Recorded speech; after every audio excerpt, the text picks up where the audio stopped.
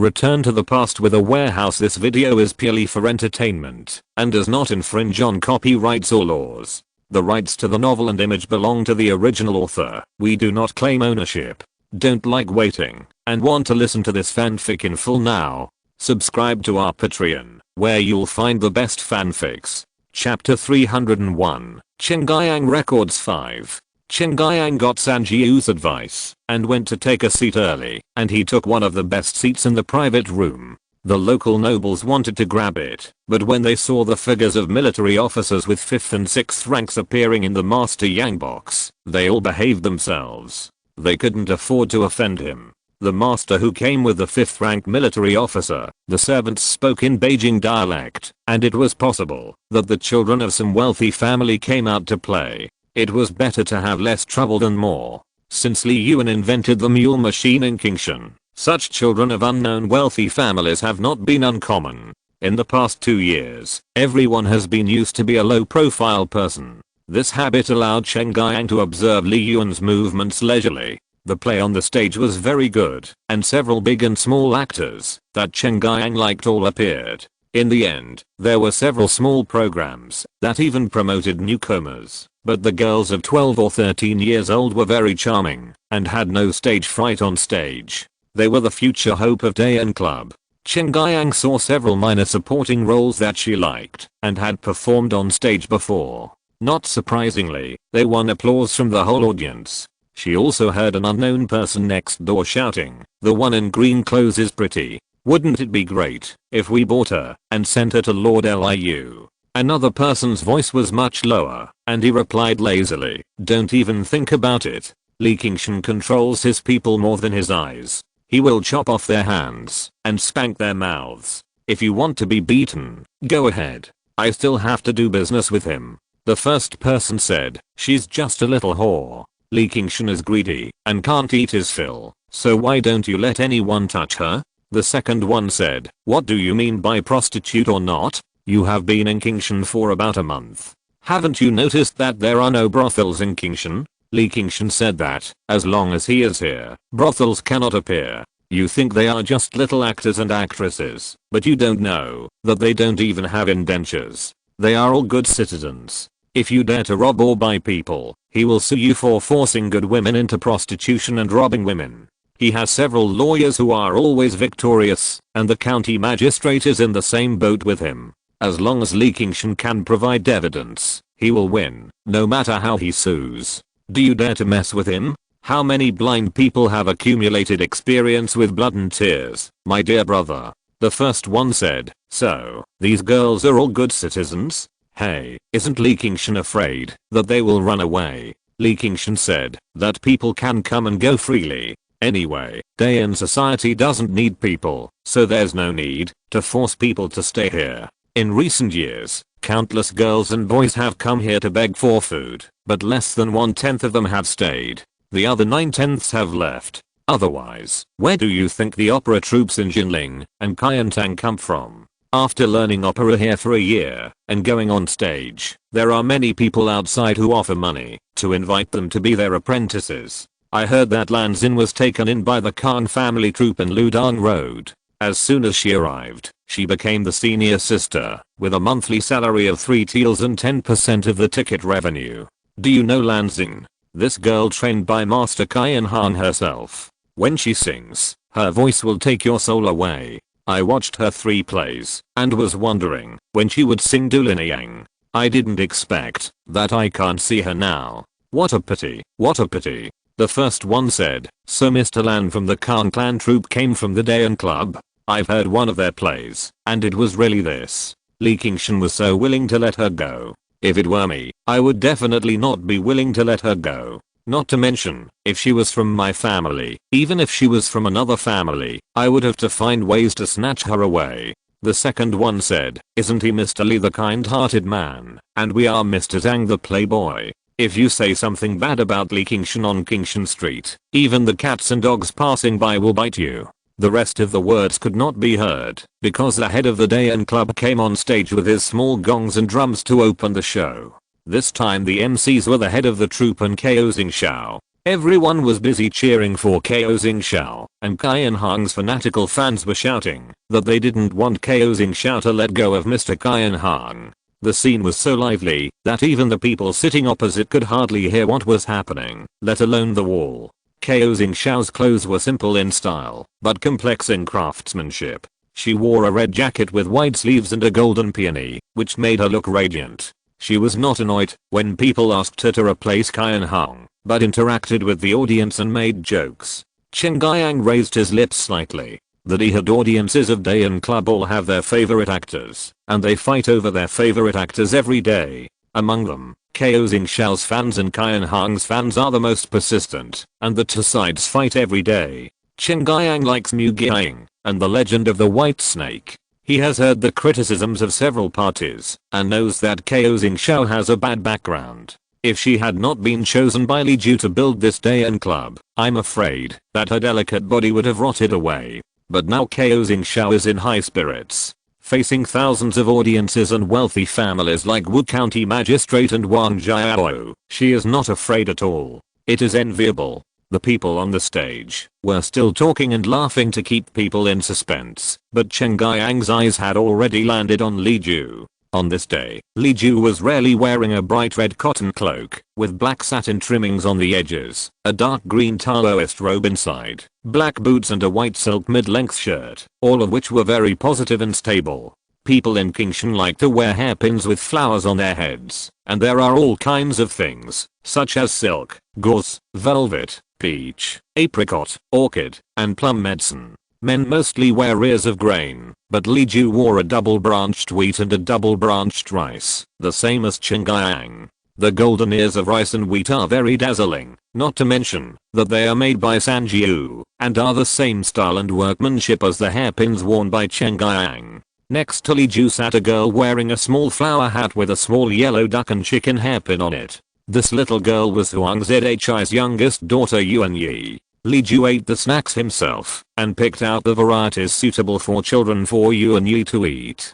Yuanyi was at an age when he was very active and lively. He would look up and say something to Li Ju from time to time, which made Li Ju burst into laughter. Li Ju chatted with a little girl who was only 3 years old, and he did not feel bored, but enjoyed it. Even Huang Zhi and Zushi could not help but feel jealous. You should love her less, or she will use you to block us when she returns home. Li Ju was very calm. It's better this way. She is eloquent and won't be bullied in the future.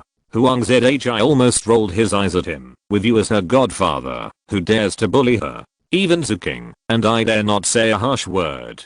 Zushi said, that's right.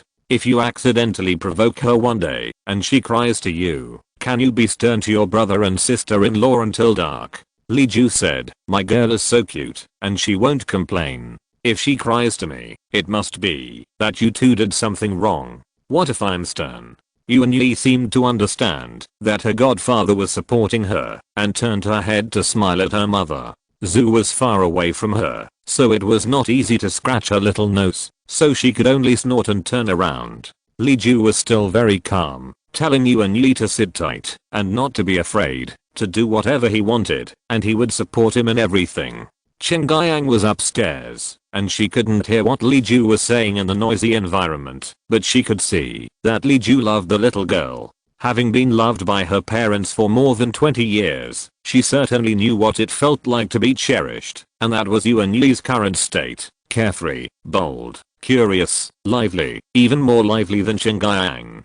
Chen Guiyang was still reminded of her identity, but Yuanyi's happiness was boundless. Chen Guiyang couldn't help but whispered, mother son, you see him joking with the children like this. Do you think he really thinks it's okay to have no children? He seems to really like children. Son heard it inside. How to answer this? The person who said that one confidant was enough before was Chen Guiyang, but it was obvious that Chen Guiyang's heart was moved. Chapter 302, Chen Guiyang Record 6. Li Ju was very alert. It was normal that everyone's eyes were on him in the afternoon when they were arguing on the street, so he didn't notice Chen Yang. But now everyone's attention is on the stage, and some people are staring at him, which is not right. Even if you are curious about him, there should be an end. How can you not look at the stage and only look at him after Ko Xiao started to speak? Li Ju coaxed Yuan Yi to sit down and take the opportunity to pass tea and fruit to Huang Zhi to look around with his peripheral vision and glimpsed a few female relatives wearing men's robes on the second floor. I have never seen those women before. They should be outsiders who have just arrived not long ago. There are many guards around them, including Yamen runners in plain clothes. Li Ju judged that they are of high status, or they know Lao Wu. Since they are female relatives, it doesn't matter. It's not that Li Ju looks down on women, but the troubles of this era basically come from those who hold power, and most of these people are men.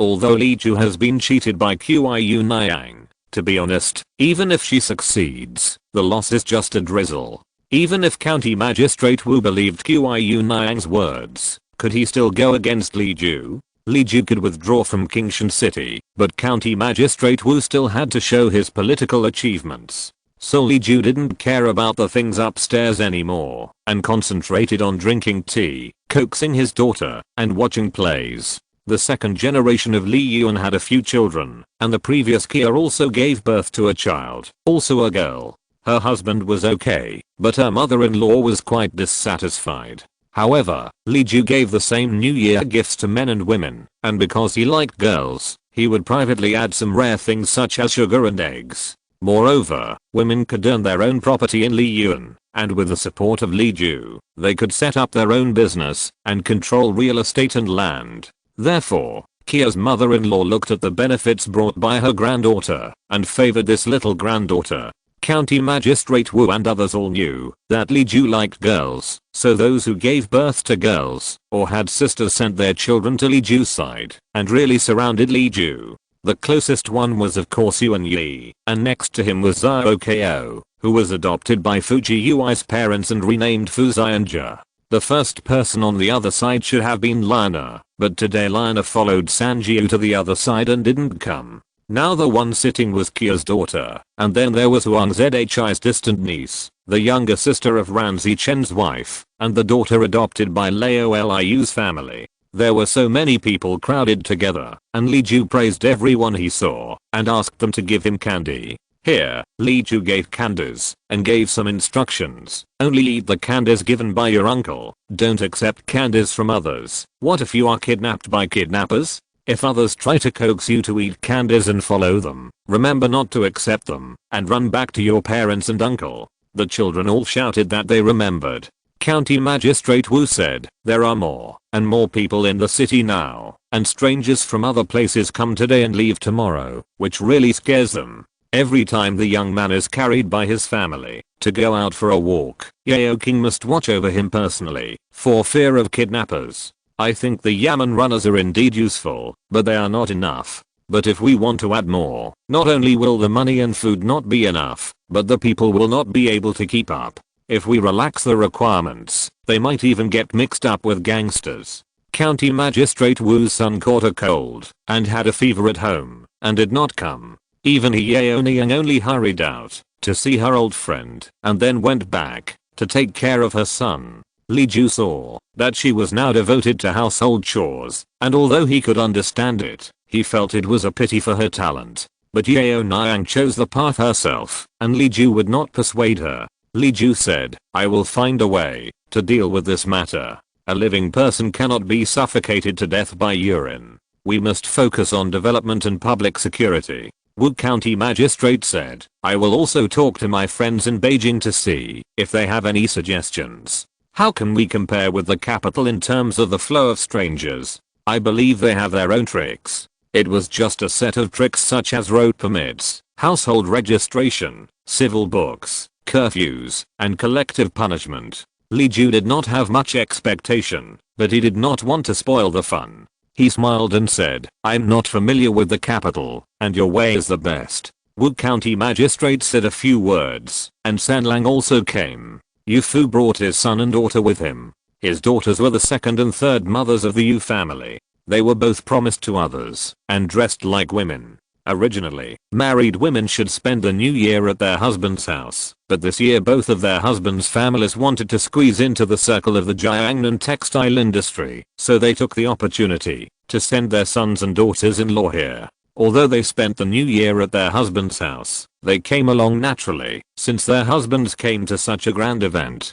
Sanlang was not married yet, and he had only verbally agreed to marry Xiaolian. When Sanlang arrived and greeted them, he looked eagerly at Sanjiu and her daughter. Yao Fu coughed several times, but Sanlang always calmed down and glanced at Sanjiu unconsciously. Seeing this, Li Ju simply urged Yao Fu and his wife to let Sanlang go to Sanjiu. After all, he was in KO's camp, but his heart was with Han, and keeping him in front of them would only make people blind. Yao Fu glared at his son and let him go. Sanlang was overjoyed. He rushed to Sanjiu like a chicken fighting for ice and bowed earnestly. Junior greets Madame Zhao. Sanjiu's status is now more and more precious. She is surrounded by a circle of people who are well known inside and outside. On her left are Xiaolian and Yaoniang. On her right is Gezianzu's just mentioned daughter-in-law, and outside are either the manager or the manager's daughter-in-law and daughter-in-law, and there are also the women waiting outside to send money. It is more crowded than Li Ju's side. They dare not make trouble for Li Ju, but for the sake of money, they are unwilling to give up the opportunity to build relationships, so they can only make trouble for Sanjiu. And the real money bag, Wang Dechen, had already found a corner to put the Wu family and the Zhuangzang family aside, shielding himself tightly and happily eating snacks and watching the show. What does the noise outside have to do with him? Sanlang really took a lot of effort to squeeze to Sanjiu and her daughter. There were all wives and old women over there, all women, even if they were Sanlang's mother or even grandmother. He felt embarrassed. Not to mention that those who knew the situation would tease him a few words. Sanlang's face was bleeding, but for the sake of his wife, he still stubbornly squeezed to the destination. Sanjiu liked this child very much, and Xiaolian didn't hate him either. Sanjiu grabbed a handful of nuts he brought to him and said, "Okay, you two. There are too many people today, so it's inconvenient for you to talk. After breakfast tomorrow, you can come to the garden to play, just in time to help Lana." The master asked her to make plans for next year. Sanlang quickly bowed and said, "Junior knows, thank you aunt for your advice." His serious manner made the aunts and sisters around him laugh. Xiaolian also smiled. She had seen a lot with her mother, and she was not afraid of being laughed at by so many people. Instead, she said openly, "You are just making fun of Mr. Yu? Don't fall into my hands in the future, and don't be in my eyes now. Then I will let you know what a smile is worth 1,000 gold." Sanlang heard Xiaolian defending him so much, and he blushed and wanted to block Xiaolian. "It's all my fault. I shouldn't have come at this time. I will come to help you with the work tomorrow. Sister, please wait for me."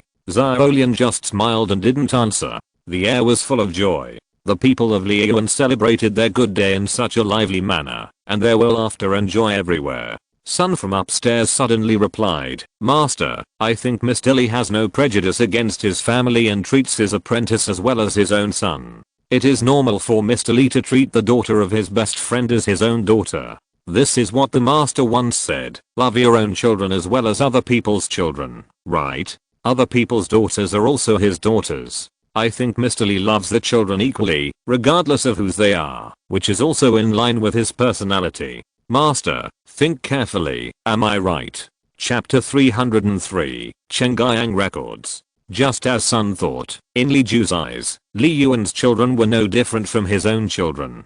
His attitude was very natural, and he just let things happen. Others were not anxious for him. Seeing that he would be 30 after the Chinese New Year, he still had a career but no family. He was still leisurely and refused to relax his conditions. Sometimes Huang Zhi and Yu Fu and others would suspect that the so-called close friends were just excuses for Li Ju not wanting to get married. The children watched the show, and Li Ju was watching them below. There were too many people tonight. In order to prevent accidents, Li Ju had to spend more energy on the children. Until the end of the evening party, the audience left the stage one by one under the organization of the Yamen runners. The parents took the children away. Li Ju counted the heads one by one, and then he walked home slowly with his hands behind his back. Generally, after the performance, the head of the class would take the actors to thank the most supportive old customers.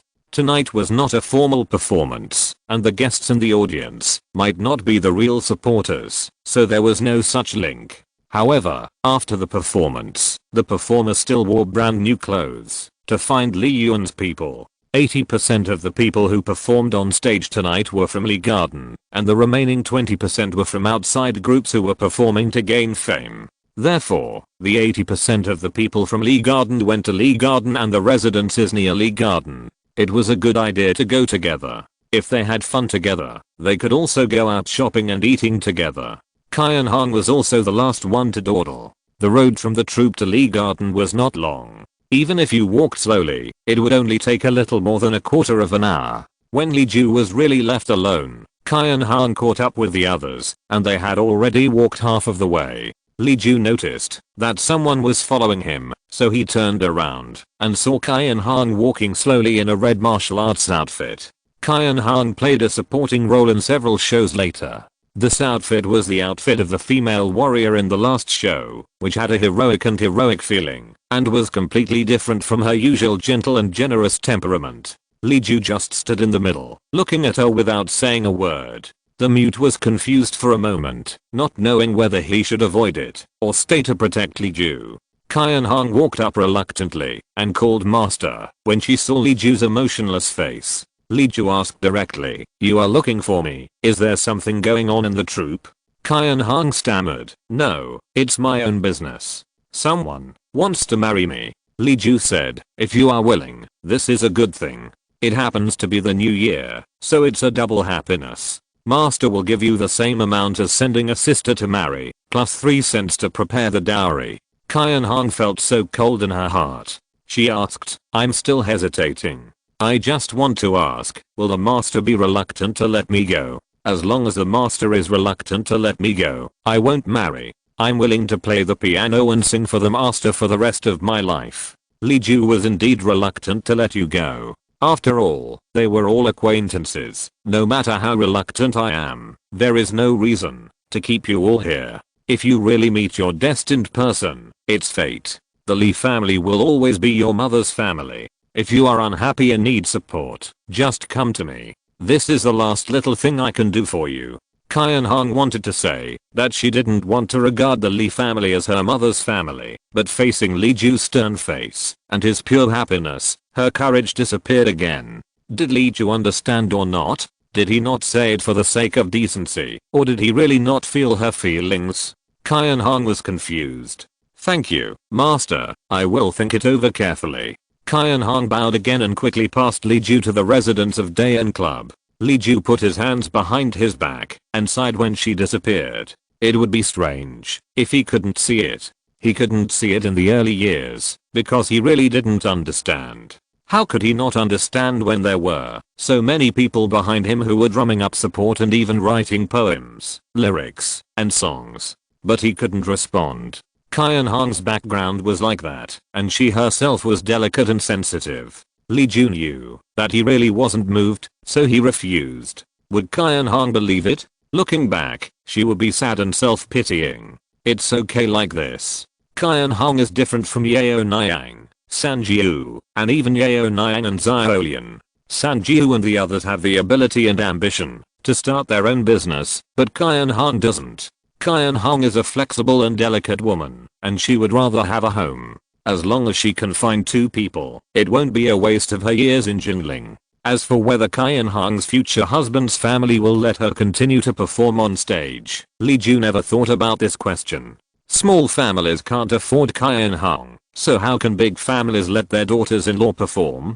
Fortunately, Dayan Club later had quite a few actors who came out, so it didn't let Kyan Hong's good show go out of the window. Li Ju returned home with his thoughts. On the wide road, several carriages and horses passed by from time to time. The sound of horse hooves, wheels, pedestrians' footsteps, firecrackers, Nuo rituals, faint laughter, and the bustle of distant vendors merged into a breath of fireworks in the middle of the night. Li Ju didn't want to think about personal problems for the time being. The 4 words fireworks alone had exhausted his energy, so how could he have time to think about anything else? This is why his wife must be a like-minded person. If she is not a like-minded person, then she will sacrifice herself for Li Ju's career and goals. If she is a traditional housewife who does not contact the outside world, she will have to shoulder the heavy responsibility of the family, endure the indifference of her husband who may not be home for several years, and endure the long nights alone.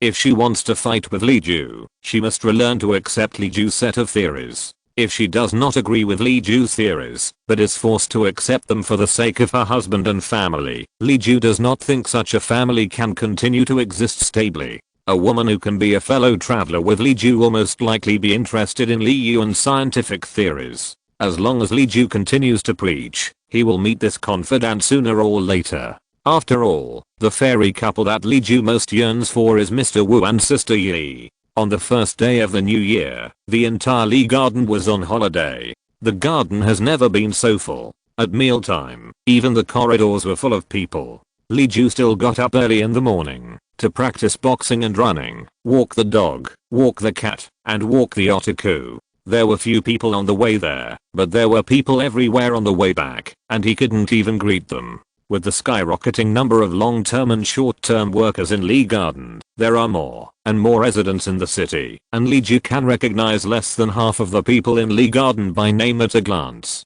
People's lives are changing, but people's mental outlook has not changed much. Everyone is happy, and confidence and pride are revealed in everyone's body language.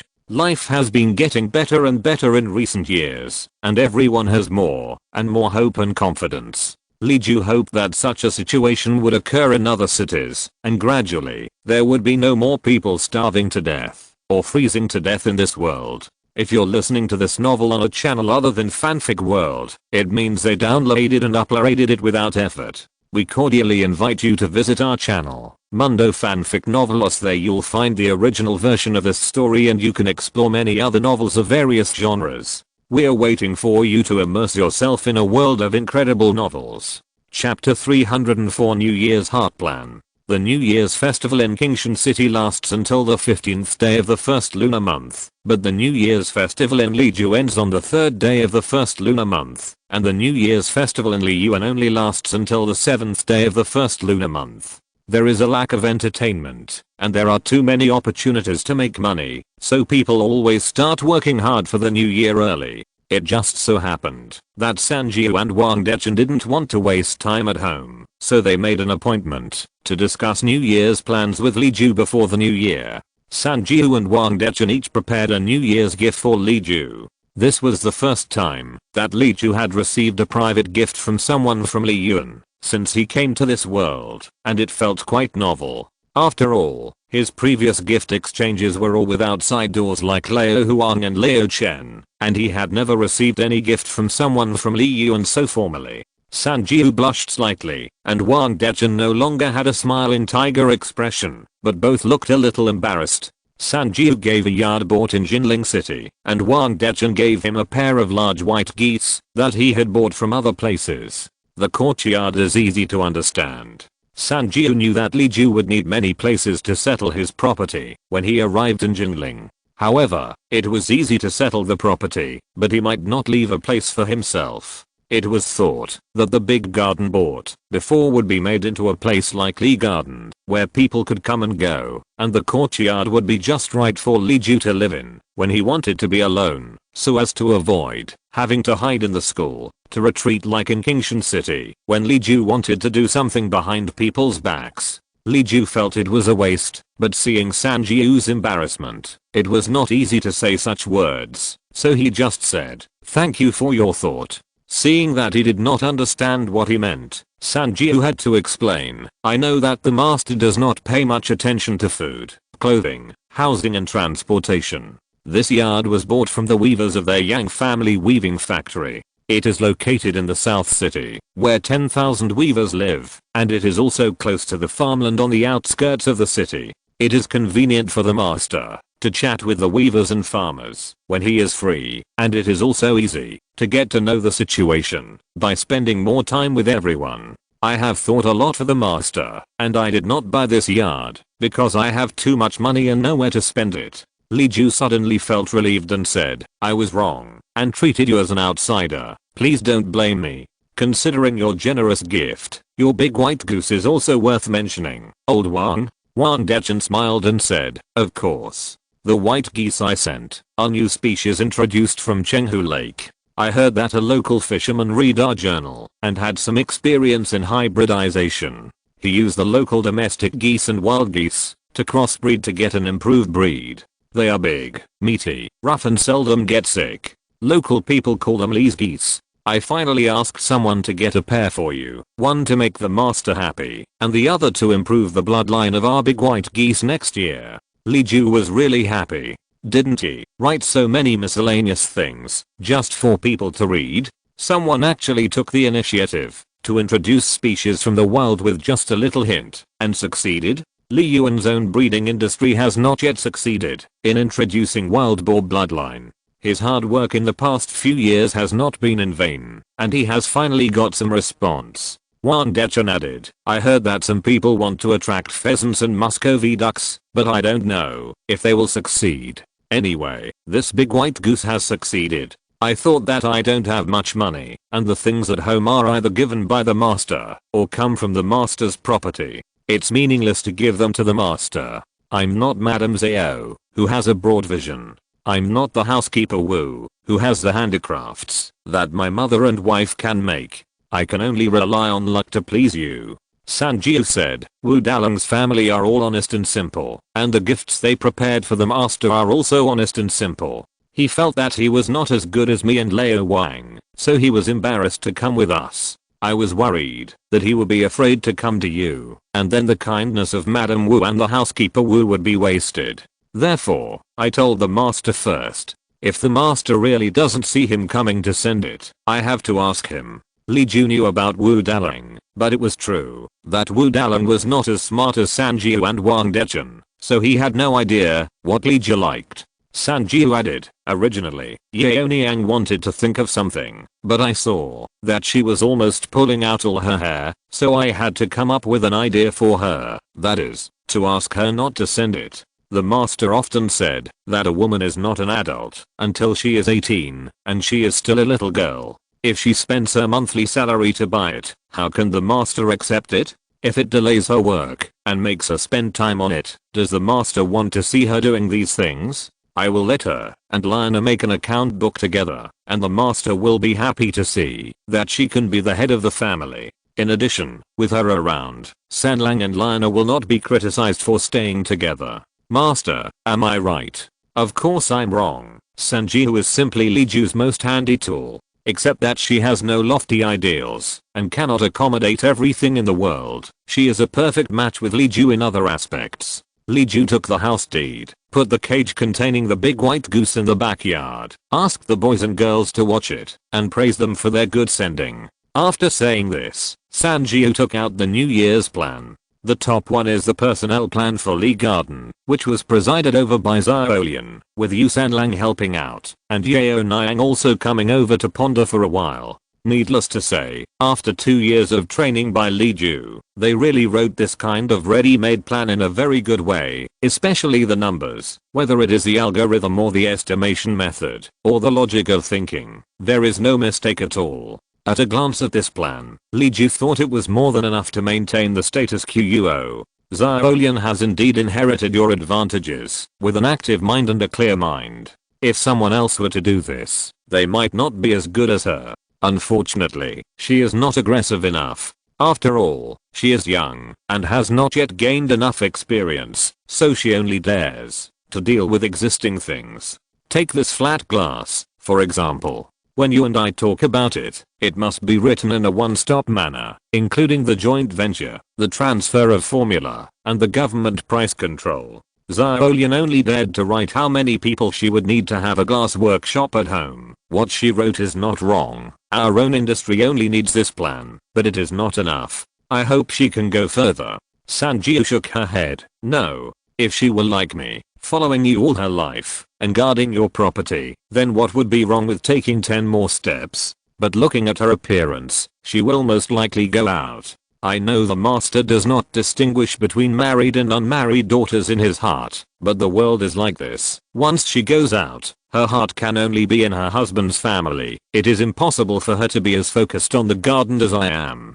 To say something I shouldn't say, the master is looking to the next generation. There is no need to be so anxious. The master is less than 30 years old, and it should take him 30 or 40 years to put down his burden. The head of our family in 30 or 40 years will still be flying in the sky. Let's wait and see. Li Ju had a different opinion. Even if she is married, it is a good thing for her to think one step further when living in her husband's family. She will have her own children in the future, and her children will be like her. For the sake of your future grandchildren, Xiaolian should be trained more.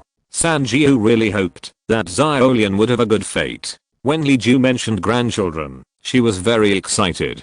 Furthermore, San Jiu witnessed Chen Guiyang's states in two different situations, bored at home and traveling outside. The future life is so long, there will always be a time when San Jiu can't take care of Xiaolian. Then Xiaolian can only learn to resolve the problem by herself. Princess Chen Guiyang has so many people supporting her, but she still gets stuck in a rut sometimes. Who can Xiaolian rely on except herself at that time? Li Ju doesn't treat her as spilled water, and she, as a mother, shouldn't let her go. Master is right. Then master, please correct the homework for Lina and the others. As for me, when Lina returns to Jinling, I will not let her stay bored at home, but let her travel around with me. With master's guidance and my help to broaden her horizons, I guarantee that things will be accomplished. Chapter 305, A Lantern Riddle. Li Ju read the plan written by Xiaolian and Yu Yaoniang twice. San Jiu also wanted Xiaolian to go further, so he took out one of San Jiu's industries that Xiaolian and others mentioned and gave it to Xiaolian to run. This is Xiaolian's private property, but Li Ju holds 40% of the shares. The industry is jewelry accessories that are closely related to music clothing store. They are small pieces, easy to split, and easier to come up with new ideas. Jinling City is rich. It may be richer per capita than Qingshan City now. It has a large population and advanced division of labor. It is a place where people have money and willingness to buy. The business of ready-made clothes, jewelry, and rouge and powder is good. Music clothing store also makes some jewelry, which is just right for splitting out. However, since the clothing store is San Jiu's industry, San Jiu will be in charge of it in Jinling. San Jiu wants to give it to Xiaolian, but he still has to take into account the livelihoods of music clothing store's employees and temporary workers, so he dare not mess around. The small jewelry items that Li Ju proposed were suitable in every aspect, and they were exactly what Xiaolian and the others had not written about. Xiaolian's plan did mention how music clothing store would continue to sell small jewelry items this year. It would be a bit awkward to put it in Qingshan City. Qingshan City now has a huge flow of people, and there are more people who need to buy headwear and want to buy flowers to wear. It would be detrimental to the development of a clothing store as an appendage, not to mention the more prosperous Jinling. In Jinling, this industry can be completely separated out, and there is no need to worry about not being able to continue. Li Ju then expanded the plan in detail, and San Jiu completed the details based on the actual situation in Jinling. The draft was finalized and handed over to Xiaolian for arrangement. A small industrial workshop is just the beginning. The next is the highlight, the future plan of the entire Lee Garden. Lee Garden was replanned last year and started again after a reorganization. The first thing this year is future planning and resource allocation. Considering that he would move to Jinling in the next 2 years, Li Ju temporarily put the plan aside for 3 years. In addition to the most basic output and technical breakthrough projects, we also need to consider how to operate the industries that remain in the local area, how to deal with the complex power relations, and which industries should be moved to Jinling, which people should be taken to Jinling, and how to connect with Qingshan. After discussing for half a month, it was barely decided when the Lantern Festival was approaching. Later, we had to communicate with the managers one by one. Li Ju decided to convene the people involved after the Lantern Festival to announce it, and let everyone have a happy spring festival first. The Lantern Festival in Qingshan is undoubtedly charming. Although the curfew in Qingshan City is in name only, it still has to be done, but there is no curfew on the Lantern Festival, and people can have fun wantonly. This year, there was even a parade of floats. The big families built a dozen big floats themselves, and the small families either collected a few lanterns and silk flowers to make a group, or contributed, or simply did nothing, and it was enough to go out to the street to watch the excitement. That night, the whole city was filled with fancy lanterns. The largest Bay Ocean lantern was 2 stories high. The mountain-shaped lighthouses were stacked one after another, with hundreds of oil lamps lit on them. They were lit in the open space in front of the county government office, illuminating the sky. Dozens of floats of different shapes were pushed on the road. Because the floats were closely related to the reputation of each family, the float makers were particularly willing to spend money on materials. The gold-sprinkled yarn and gold-woven satin of Liaji Goods Company were almost taken away. As for the various cheap gems, no one knew how much was sprinkled on them. The floats had mountain and river scenery, goddesses, and fairies, hundreds of flowers competing for beauty, birds and beasts, and some clever floats had mechanisms built on them, which turned with the wind or flashed flexibly. Some floats also had many real people playing roles, some dressed as Guanyin carrying a basket, some dressed as Sun Wukong, and some dressed as the god of wealth. It was really amazing. The road was packed with people admiring the lanterns. 4 or 5 main roads were full of excitement. The small Qingshan city was actually bustling like the prosperous Bianjing. Chen Guiyang thought he was well informed, but he had never seen such a lively lantern festival, nor such beautiful lanterns.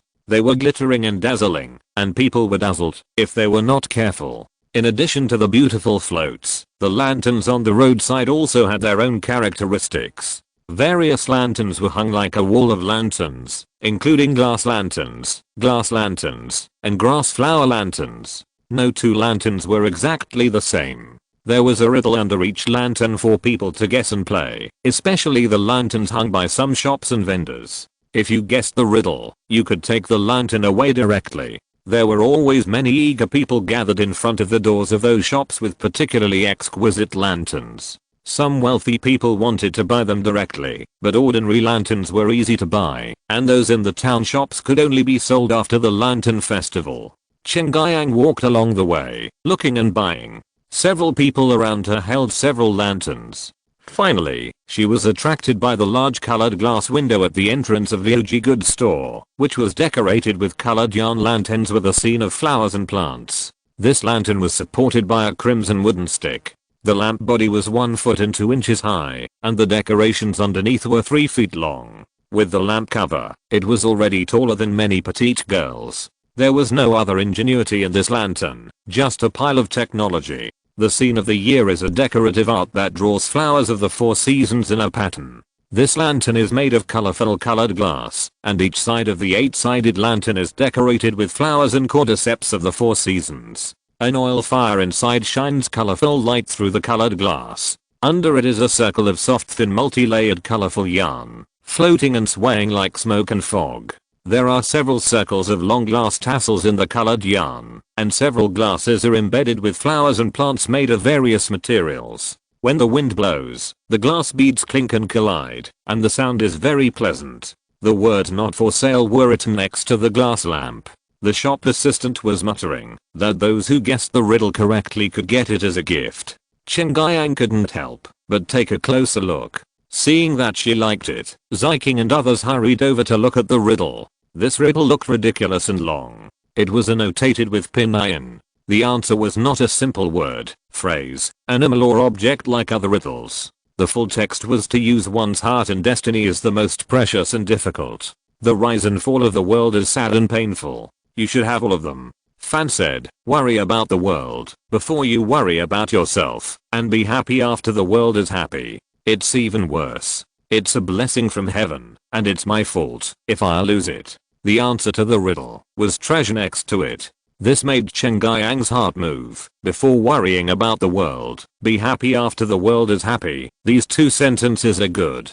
I remember that they were written by a person named Fan Zhangyan in Songji Uozhi. Ziking said, the master has a good memory. At that time, the master said that it was a paraphrase of happy with the world, worried with the world, but it seemed to have gone a step further. But I don't understand what it means. This lantern riddle is said to be a step further than Mr. Fan's, so I don't know. There were people who couldn't read, some who could read, and some who were obviously scholars. They all gathered here and whispered. Some said that the most precious thing as treasure corresponds to the most solid thing as jade, so the answer must be the imperial seal, which is indeed the most precious and difficult to obtain, and it is a blessing from heaven.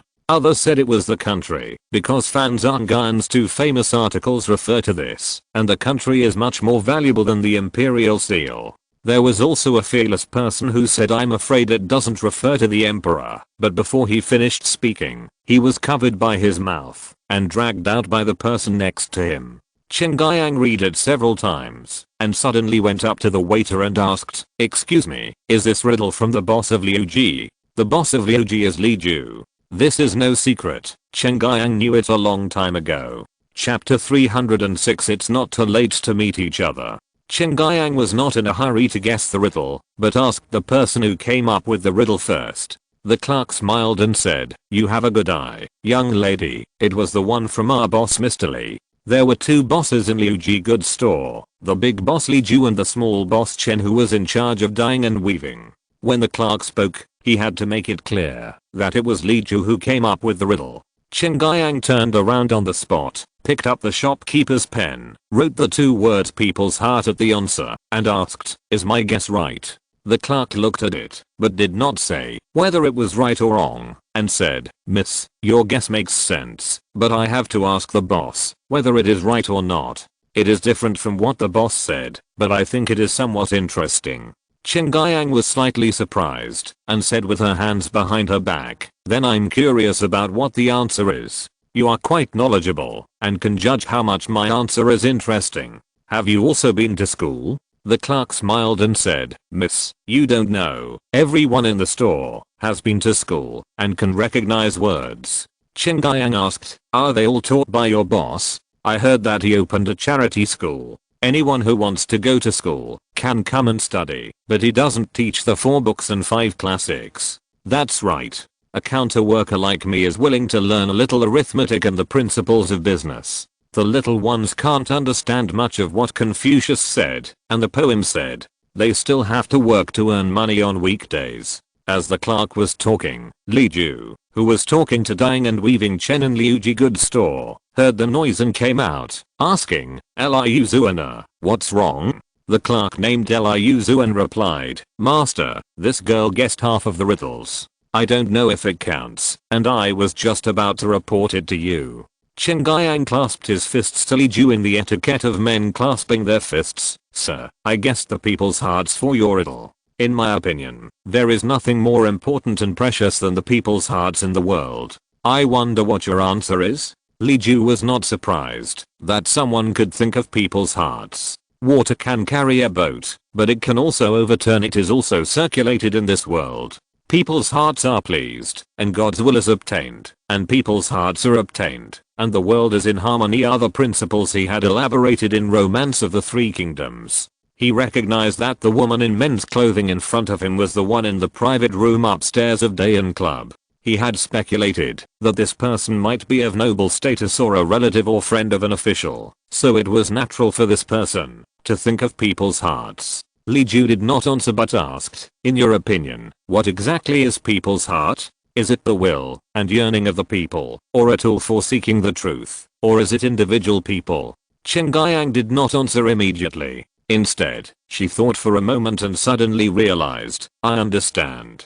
What you value is not the people's heart, but the people themselves. If people betray me and abandon me, I will still value people. Although we are not on the same path, I still yearn for them. I value the people because they are people, not because I want to win their hearts." If you hadn't said it, I wouldn't have thought of this. Li Ju took off the lantern and handed it to the attendant beside Chen Guiyang. "You have already understood the meaning of the riddle. Even if you have guessed this riddle, please accept the lantern." Chen Guiyang wanted to refuse, but she really liked this glass lantern and was reluctant to refuse, so she took it with a blushing face, picked it up in her hand, and said softly, "Thank you, sir." Li Ju smiled, turned around and took out another lamp from inside and hung it up. This lamp was similar in style to the colored glaze window lamp, also a colored glaze window with a colored gauze glass pendant. However, the 6 sides of the lamp body were decorated with a pattern of birds paying homage to the phoenix, made of colored glaze. The color of the colored gauze was more vivid, using bright red, purple, green, and blue. The tassels inside the colored gauze were not made of glass crystals, but strings of pearls, dotted with many colorful pearls of different shapes, black, gold, pink and red, luxurious, and gorgeous. And very valuable. Yu Yaoniang was speechless for a moment. She only felt that the lamp was also very beautiful, and she couldn't tell which one she liked more for a moment. However, she had already taken a lamp from someone else, and she was embarrassed to take another one, so she had to secretly glance at it, and pretended not to care and walked away. After she walked away, she turned back and told Zyking, "Leave someone to guard here, and when they sell the lamp, buy it for me, no matter how much it is. I want to keep it to make a pair." Zyking replied, "I'll do it myself. I'll send it to the master's house later. I'll take a few people with me and stay in their store with the banknotes." Yu Yaoniang said, "Then I'll feel more at ease. Just in case, you can take a few more people. Don't conflict with others. If you really can't buy it, don't force it. Anyway, I have this lamp." Sun smiled and said, "It must be bought so that we can make a pair of treasures." Not knowing what she was laughing at, Yu Yaoniang didn't want to ask, just lowered his head to move the glass crystal beads hanging from the treasure cover. The next morning, everyone was resting, only Yu Yaoniang was waiting for Zyking to report with something on his mind. At noon, Zyking finally came back, and she really brought a lamp. Yu Yaoniang hurriedly ordered the phoenix lamp and the 1-year scene to be hung opposite each other in his bedroom, and asked Zyking to go wash and rest. After a while, Zyking came with her hair and trouser legs loose. "Fortunately, I was there to guard it. If it was someone else, he would not have been able to get it." My goodness, there were so many people who came to buy lanterns with money in their pockets early in the morning. We happened to meet an old friend from Beijing in the early years, and she asked us to intercede for it, so we got the lantern. Yu Yaoniang's face changed, and Zyking also sighed. "I asked her not to reveal our identities. I hope she can do it if she promised."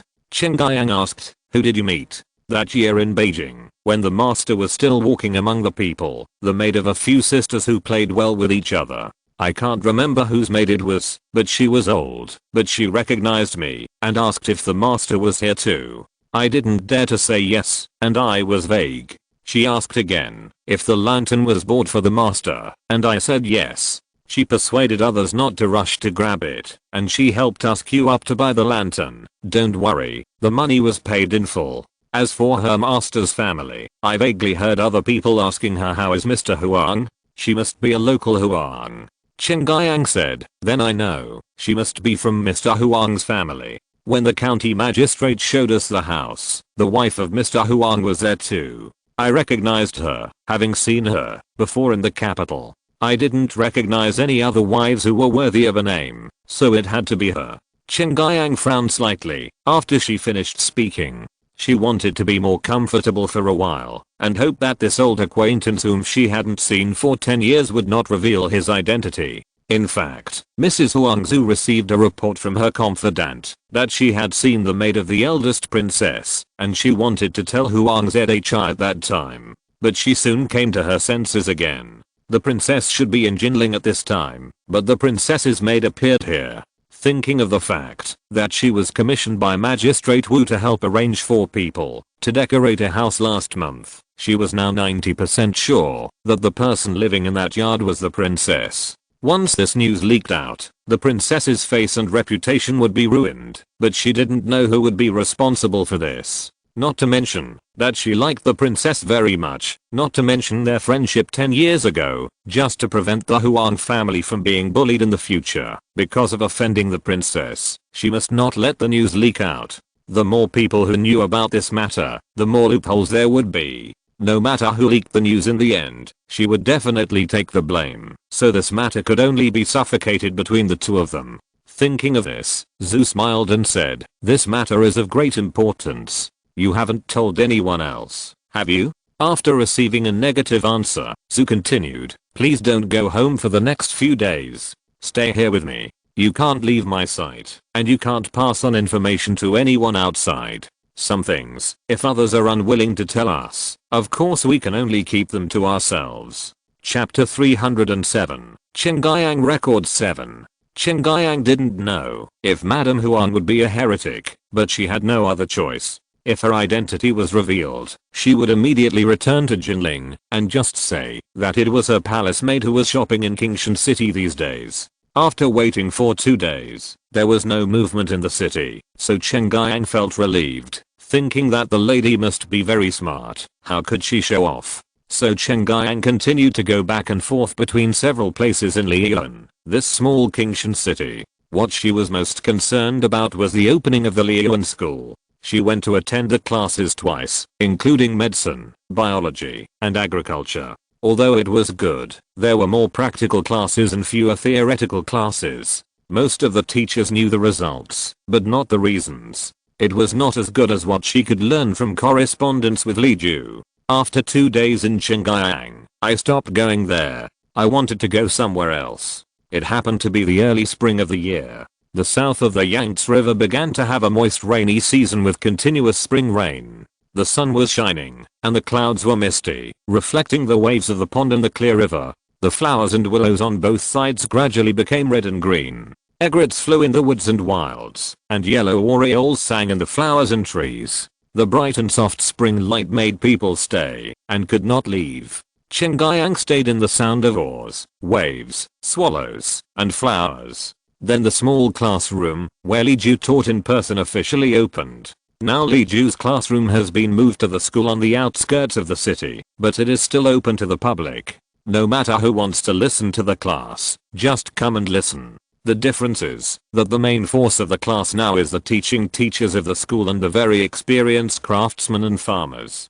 There are fewer newcomers who have never learned anything before. The content of Li Ju's own class is getting deeper, and people without a certain foundation can no longer keep up with the progress. Qingyang followed quietly to the school. Li Ju's class that day was about air pressure combined with common sense of physics. There were craftsmen, curious Confucian scholars, fortune tellers, and even soldiers sitting in the classroom. There were 20 to 30 people in total, both men and women, but the women sat alone, with a glass screen in the middle. Some people were curious and stood outside the door to listen. When they found that they couldn't understand, they left on their own.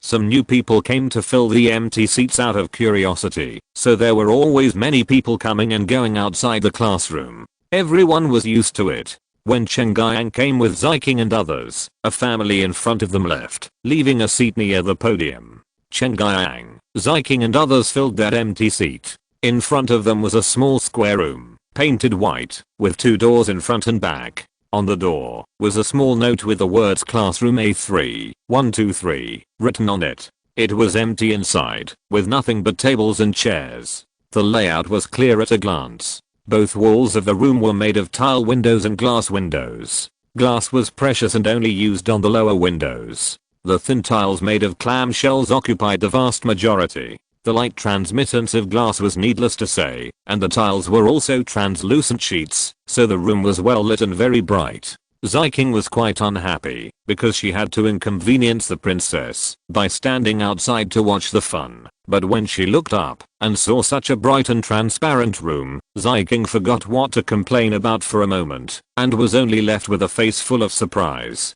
Qingyang wanted to speak, but it was very quiet all around. There were more than 40 people in and outside the room, and everyone held their breath and listened carefully to Li Ju's lecture. No one dared to disturb this atmosphere. Qingyang stopped talking and gently pulled Ziking. The master and servant and other guards and palace servants also gathered in front of the window to watch Li Ju's class without saying a word. Li Ju used charcoal to draw several circulation diagrams and mountain altitude diagrams on a large white paintboard. Ziking and others had never learned this before, so they really didn't understand what these lines were, let alone what atmospheric pressure and high pressure center were. Qingyang had learned the most basic atmospheric circulation and natural geography, light and seasonal changes, and was relatively familiar with what subtropical high pressure was. After watching and listening for a while, she understood. Li Ju used examples that were familiar to everyone, such as low temperatures on the mountains, snow in the city melted, but snow on the mountains was well preserved, and the wind direction of the sea breeze and the wind direction of the monsoon. These phenomena that people see every day have a common answer, which makes it easier for everyone to understand. In order to make everyone experience it more realistically, and to train students' experimental ability, and to cultivate the habit and awareness of doing experiments for those who are suitable for this path in the future, Li Ju also prepared a set of experimental props, a sink filled with red water, a transparent glass and a candle, so that those who are brave enough to try can come forward and do experiments by hand to experience the existence of air pressure. After the candle heated the water cup, it was turned upside down in the sink. After a while, it was obvious that the water cup absorbed a small part of the water in the sink, and the bright red color showed its presence. This is exactly because the heating caused the air to expand, and the cooling contracted, causing the pressure in the water cup to decrease, which taught everyone a very intuitive lesson. In fact, if you want to have an amazing performance, the vacuum hemisphere experiment is the best, but now you can't find such a sealed material and casting technology, and you can't prepare it for a while, so Li Ju had to do this water absorption experiment as a second choice. The environment was a bit noisy during the experiment. Ziking asked Chen Guiyang in a low voice, this mistily, is he really not a witch? How did the water really go up? It's not witchcraft, it's the law of nature. First of all, you have to know that the space we live in seems empty, but it is actually filled with colorless and odorless gas, so when I wave my hand like this, there is wind. The gentleman used a candle to heat the glass crystal cup, and the gas in the cup became hot and expanded. Chen Guiyang had learned some knowledge about air pressure when he asked about the principles of thermometers and hygrometers before, so he patiently explained it to Ziking and others. As he was talking, the people who had gathered outside the classroom before also held their breath and listened attentively. Some people didn't know the details, and were scratching their heads and feeling curious. They happened to hear Chen Guiyang's explanation very clearly, and they hurriedly squeezed up to ask, this lady, there are some places I didn't understand just now. I wonder if you can teach us these principles? Chen Guiyang was stunned. This was the first time someone said to her teach them, and Chen Guiyang's heart was beating like a pounding drum. What caught my eye were 4 or 5 young people, 2 men and 3 women, the oldest no older than 30, the youngest about 15 or 16, and there were people who had heard the noise and were looking over here, also men and women, big and small, some wearing fancy clothes, some wearing coarse cloth, some wearing crowns, some wrapping their heads with cloth strips or wooden sticks. They were all different. But one thing was the same, that was the desire for knowledge in their eyes.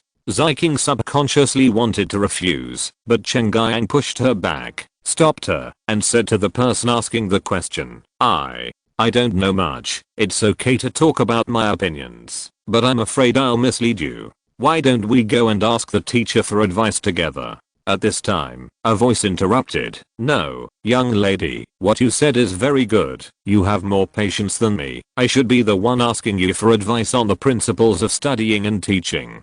Chen Guiyang had already recognized the person as Li Ju, and when he said that, he thought to himself, I've always heard that he is different from ordinary people, and I can tell from the letters that he does not have prejudices against others like ordinary people. He was already unusual on the Lantern Festival, and today I see that his true nature is even more so. Except for those who are truly eager to learn here. If it were someone else, even if they are not as talented as me, they might not be willing to ask me for advice and study. If it were someone who is worse than me, they would be too embarrassed to do so. They have forgotten Confucius saying that when 3 people walk together, one of them can be my teacher. Although Li Qingshan has not studied the 4 books, he is doing the things of the ancient sages. As he thought, Chen Guiyang turned sideways and saw that it was Li Ju who heard the commotion here and came over to eavesdrop and could not help but interrupt. Chapter 308, Chen Guiyang Records 8. Li Ju heard Chen Yang's lecture. She was easy to understand and interacted with the audience frequently. These were skills that Li Ju did not have. Li Ju had previously guessed that Chen Yang was either rich or noble, but she was very kind to others. No wonder she was able to guess the lantern riddles at once. Chen Yang crossed her hands to greet Li Ju. You are showing off your skills in front of an expert. You are embarrassed. Li Ju also crossed his hands and replied, Miss, why do you need to be modest? It's just someone's words. Miss, you already know why. I'm not generous, and you are not showing off your skills either. Seeing that he was sincere and not trying to please her, Chen Yang pursed her lips and said, Sir, you are too kind. Li Ju invited Chen Yang and several other people who wanted to continue learning into the classroom. They took seats according to gender. He walked down from the podium and continued to lecture on the experimental table in the middle. However, he stopped teaching and carefully asked everyone if they had any questions and answered them one by one. Li Ju knew some of the problems, but for various reasons it was difficult to express them in the way people were used to at that time, so he asked Chen Guiyang to help explain them in detail. The progress of the class slowed down, but the students learned more steadily, which was a good thing. Chen Guiyang gradually calmed down from the initial excitement and looked more calm and gentle. Except for Ziking and others who looked like they had seen a ghost, everyone else accepted that there was such a girl who learned better than them and gave more detailed lectures than Mr. Li. Qingshan City is different from other places. People are used to women showing their talents. Their talents can benefit the family just like men's talents. For the sake of money, family, and Zhao Sanjiu, Qingshan City accepts talented women very well. The students in the classroom were also a little uncomfortable with Chen Guiyang's identity as a woman at first, but soon Chen Guiyang conquered them with her talent, and Li Ju took the lead in showing enough respect, and these students were convinced. The daily classes in the school last for 3 hours, and a meal is provided for the teachers and students who are officially registered. On this day, Li Ju made an exception and asked Chen Guiyang to have a meal in the school to thank her for helping to teach. Before Ziking could stop him, Chen Guiyang agreed without hesitation. Sun was guarding the house that day and never came. Chen Guiyang made a decision. Apart from the emperor and the empress, only Sun had the opportunity to persuade him to return. Ziking had no ability to do so, so she had to watch Chen Guiyang being deceived by a countryman to eat country food. There was no other way, so Ziking had to call a few little girls and a guard and ask them to go to the kitchen and watch and never let the dirty and smelly things in. Many of the little girls were palace maids selected from the people to enter the palace. They lived in the people for a few years when they were young, so they naturally knew what the people's food looked like. Even the rich families might not be able to make it clean. Their master has been living in luxury for so many years. If he doesn't eat carefully, what will happen if he falls ill here? They knew it was powerful, and they went to the direction of the kitchen. After getting the news, Ziking sent them off before jogging to catch up with Chen Guiyang. If she had known this would happen, she should have brought a few more senior palace maids with her. Now Chen Guiyang only had her around, so she had to do everything. Chen Guiyang and Li Ju laughed and talked. It had been many years since Chen Guiyang laughed so freely. If we have to trace it back, it can probably be traced back to the day when Chen Guiyang was 10 years old and no longer went to school with the princes and relatives. It seemed that from that time on, Chen Guiyang became demure and virtuous and rarely smiled. When they arrived at the banquet, Li Ju and the mute's meals had been packed in food boxes and placed in the living room of the main house. Li Ju privately called this the party committee secretary's office because the actual principal was Yu Fu, who played a role in balancing the forces of all parties, and called it the private tutor's living room to the outside world. At this time, there were many people in the living room. Many private tutors, such as Tao Gong and Yu Fu, were either chatting here by themselves, or their guests were visiting here. They entered a reception room on the side, and then quieted down. Li Ju called the boy who was in charge of chores, and asked him to list the food in the cafeteria today, so that Chen Guiyang and others could choose. The boy eloquently reported many names of dishes, to let the distinguished guests know. The cafeteria has prepared 6 meat dishes, 8 vegetable dishes, 3 cold dishes and 2 soups, namely, roast chicken with fragrant vinegar, shrimps in white soup, meat with taro, crucian carp with scallions. The roast chicken and 3 shredded vegetables here are made with pepper and ginger, which are spicy. When Ziking heard this, she found that they were indeed wild vegetables unique to the countryside in Jiangnan. She became more worried and wanted to wink at Chen Guiyang, but Chen Guiyang asked curiously, I haven't eaten these. Don't be embarrassed, brother. My family has always had dishes made by the chef, but I don't know much about these. Why don't you help me pick one or two? If there was a young man with a preoccupied mind sitting here, he would probably ask Chen Guiyang what she likes and dislikes so that he could choose according to her taste.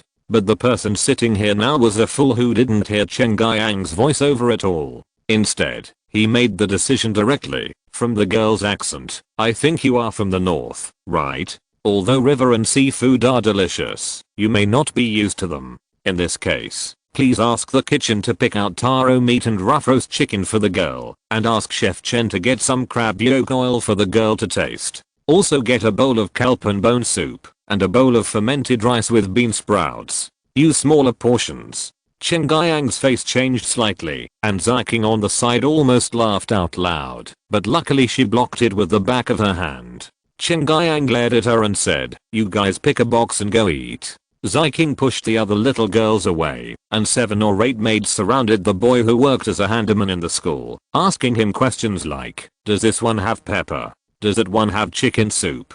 How much is a bowl? Do you have fruit? The handyman was so embarrassed that he had to remember everyone's requests for a long time before he went to the kitchen to move the food.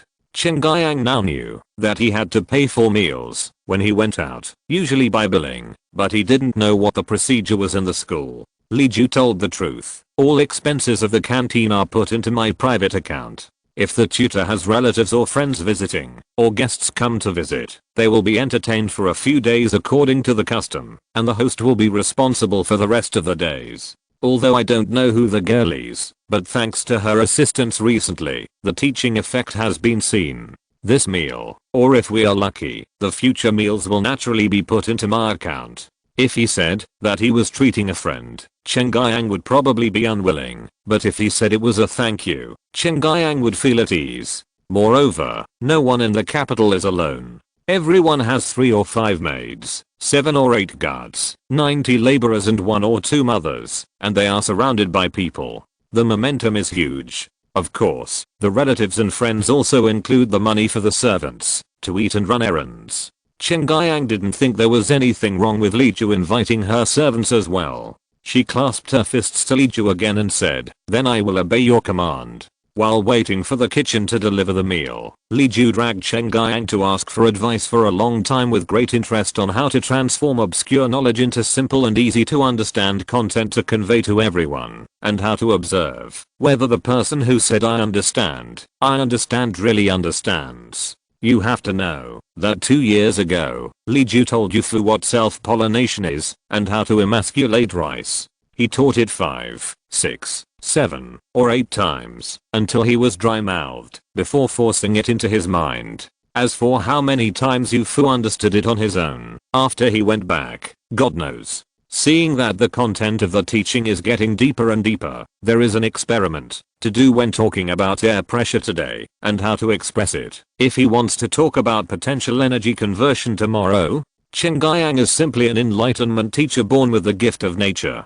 Chapter 309, Chen Guiyang Records 9. The meals in the kitchen were all cooked and eaten on the stove. If someone wanted to eat, they could just put the food in the food boxes and send them out. Sometimes, if there was not enough food, it would be very convenient to go to the next barren mountain and ask someone to send some vegetables and meat. Soon, Chen Guiyang, Ziking and others' food boxes were also delivered. Ziking watched Chen Guiyang studying the dishes, and her heart was in her throat, as if Chen Guiyang was not looking at the food but poison. Fortunately, the people who followed him to the kitchen also came back. The smartest one among them pulled Ziking and said, let me know. The kitchen is very well prepared. The vegetables and meat have been washed, the hands of the cook are clean, and the stove and dishes are spotless. I heard that Mr. Lee attaches great importance to whether the food he eats is clean. I think the microscope was made by Mr. Lee. How could Mr. Lee not know that there are dirty things in raw water and raw food? Ziking felt relieved and went forward to serve Chen Guiyang.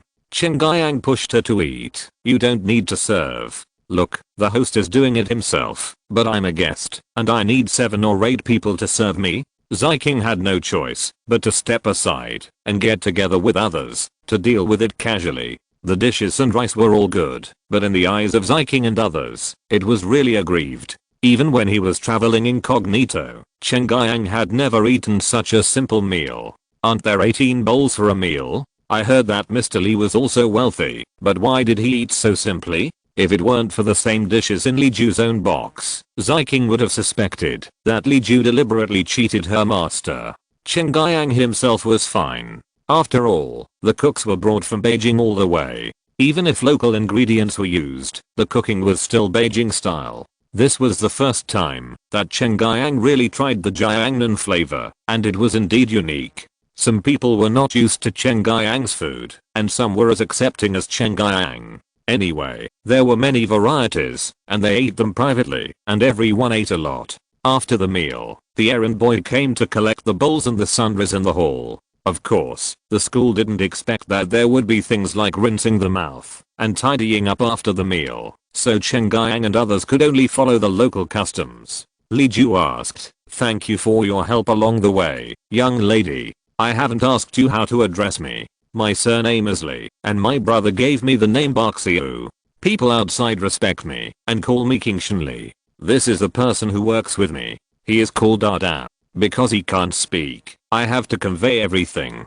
Zyking was about to answer, but Chen Guiyang said first, "My family surname is Yang, which means Yang in the south of the mountain and Yang in the north of the water. I have a pseudonym called Zenshen, so you can just call me Zenshen. This is my close friend who will accompany me these days. My family surname is Guo, and she also has a pseudonym called Shangxi, which means Shang in Yin Shang and Zhi in Lingxi." Li Ju felt that this pseudonym was a little familiar, but he couldn't remember it for a while, so he just threw it away and called it Zenshen, Shangxi. Li Ju reacquainted himself with Chen Guiyang and Zyking and asked, "In winter, you can move freely for half an hour at noon, and you have another hour of classes in the afternoon. If Zenshen wants to continue to stay in the school, I will send you to the guest room to rest for a while. If Zenshen has stayed here long enough, please do as you please."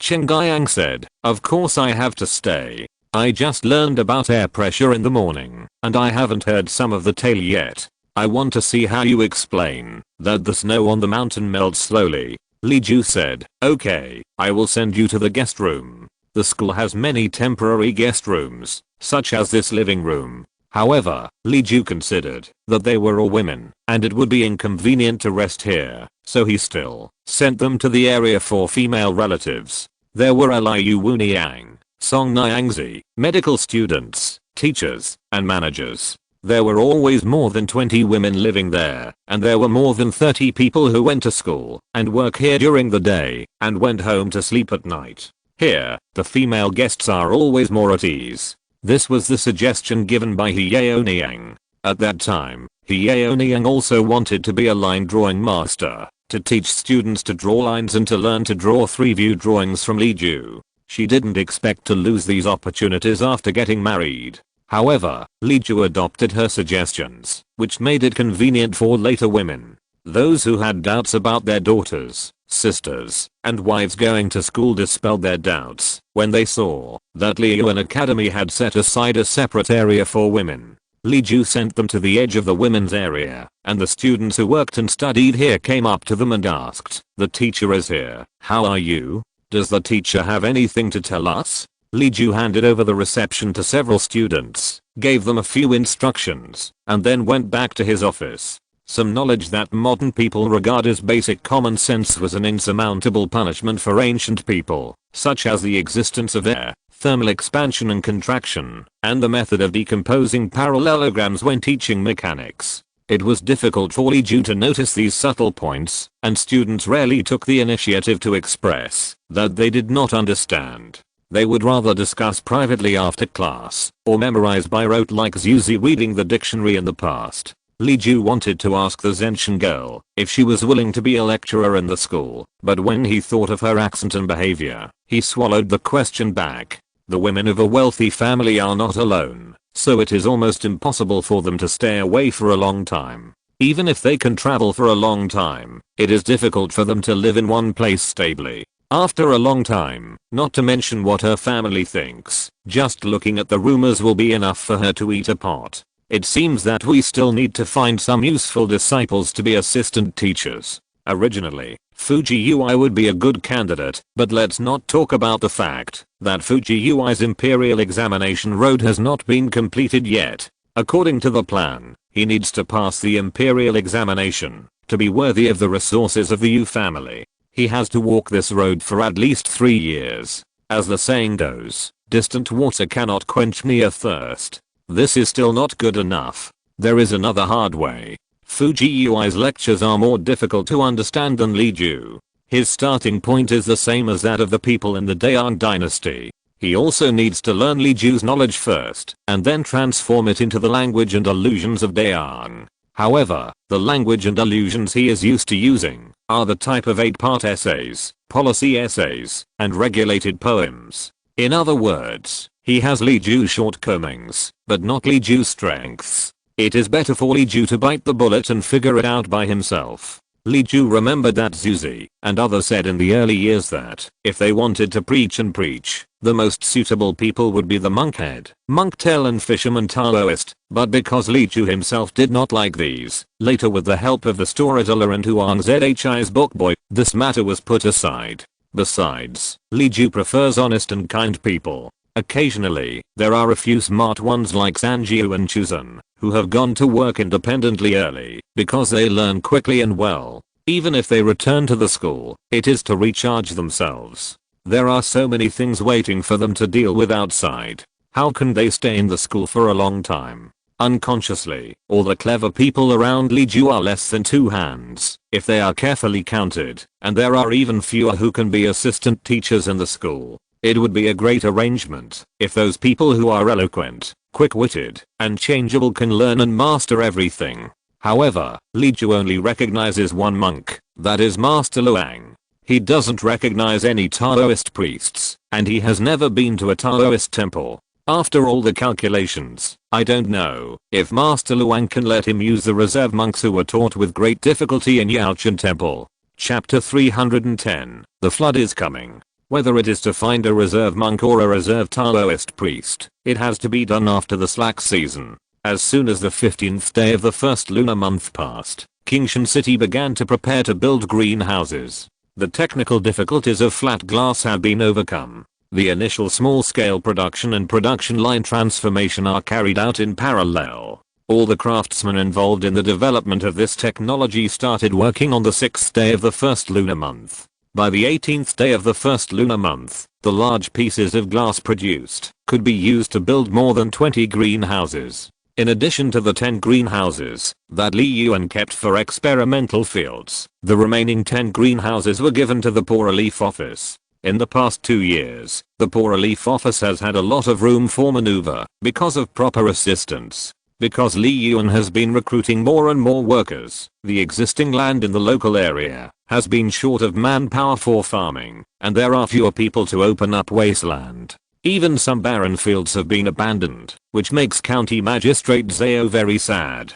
There are still a few young men and women in the Poor Relief Office who are nimble and do short-term work in Li Yuan and go to school. The rest of them are physically disabled or have other problems, so they open up wasteland and farm for a living. They learned the composting technology of Li Yuan, and with the official vegetable, fruit and grain seeds, they could make a living. Now the greenhouse will be given to them first, and others think so too. The local big households knew early that Li Ju had said that those who ordered the mule machine would get the greenhouse later, so they had nothing to fight for. Most of the other families were willing to wait and see what results the greenhouse of the Poor Relief Office could produce. If it was really good, they would still have time to catch up. There were very few people who were superstitious about Li Yuan, since they all believed in Li Ju. Naturally, what Li Ju said was what they meant, and there was no reason to object. So the matter was settled, and the large flat plates fired by the glass kiln were first sent to the Poor Relief Office. In just a few days, several large glass greenhouses were built, and vegetables, fruits, and oil plants with higher economic value were planted in them according to the experience of the imperial farm.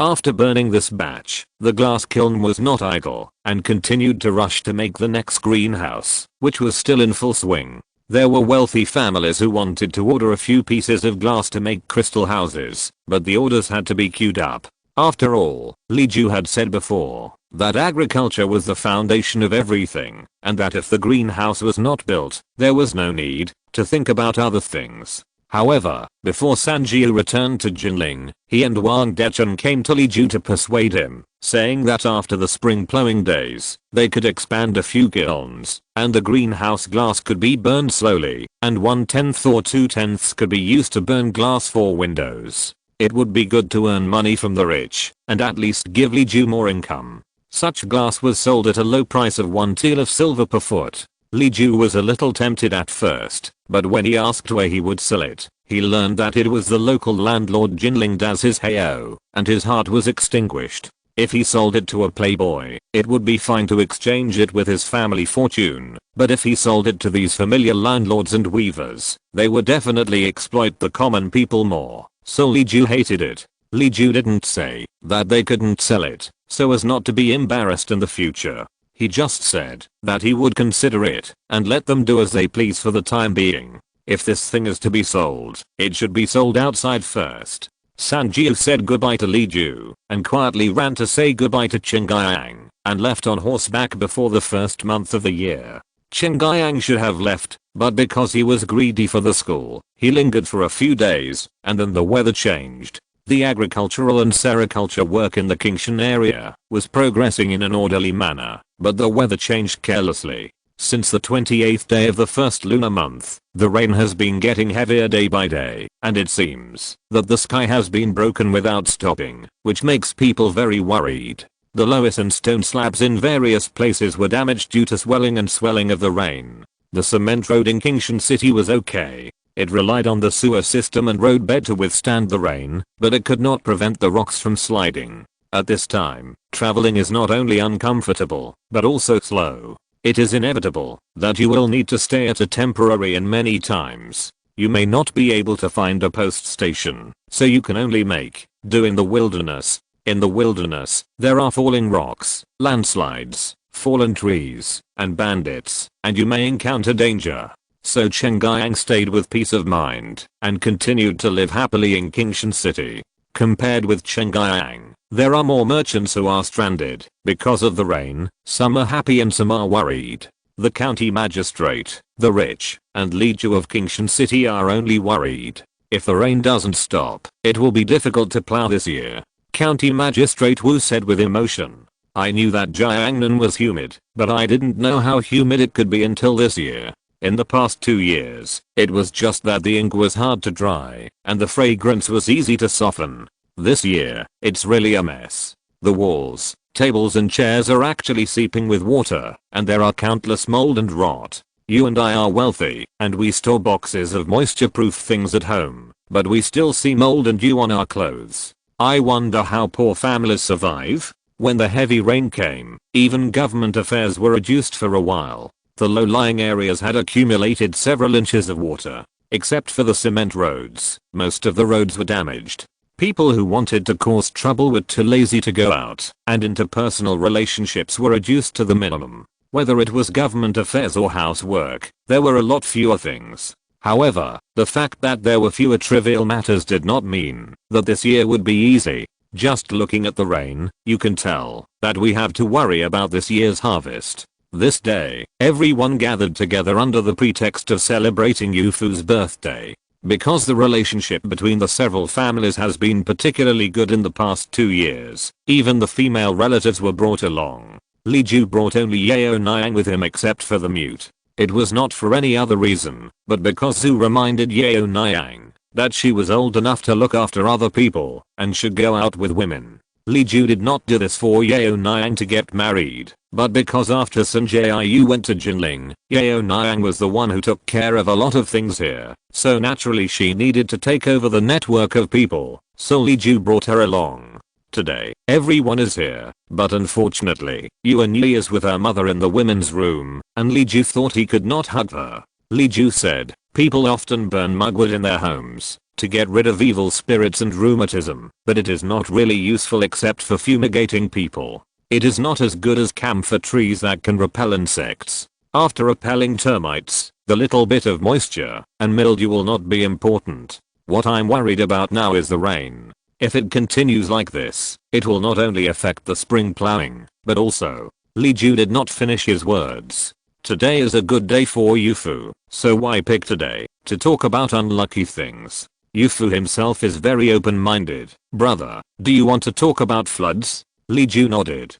Huang Zhi said, there have been many floods in previous years. There are precedents.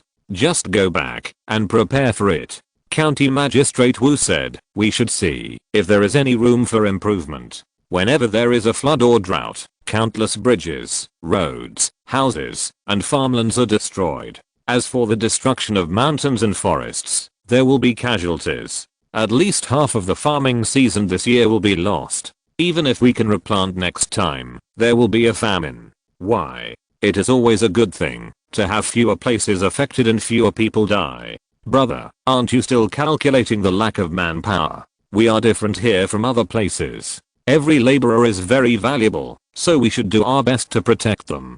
Having said that, County Magistrate Wu really hopes that Li Ju can come up with some ideas. In old Wu's opinion, even if Li Ju is not omnipotent, it should be a big deal, right? Li Ju guessed it, but he was helpless. For water conservancy, he really has no idea except for water conservancy projects. The water conservancy in Kingshan City is easy to repair, but what about the water conservancy upstream of Kingshan City? Can Kingshan reach out to the neighboring counties and even provincial roads? If you're listening to this novel on a channel other than Fanfic World, it means they downloaded and uploaded it without effort. We cordially invite you to visit our channel, Mundo Fanfic Novelos. There you'll find the original version of this story and you can explore many other novels of various genres. We're waiting for you to immerse yourself in a world of incredible novels.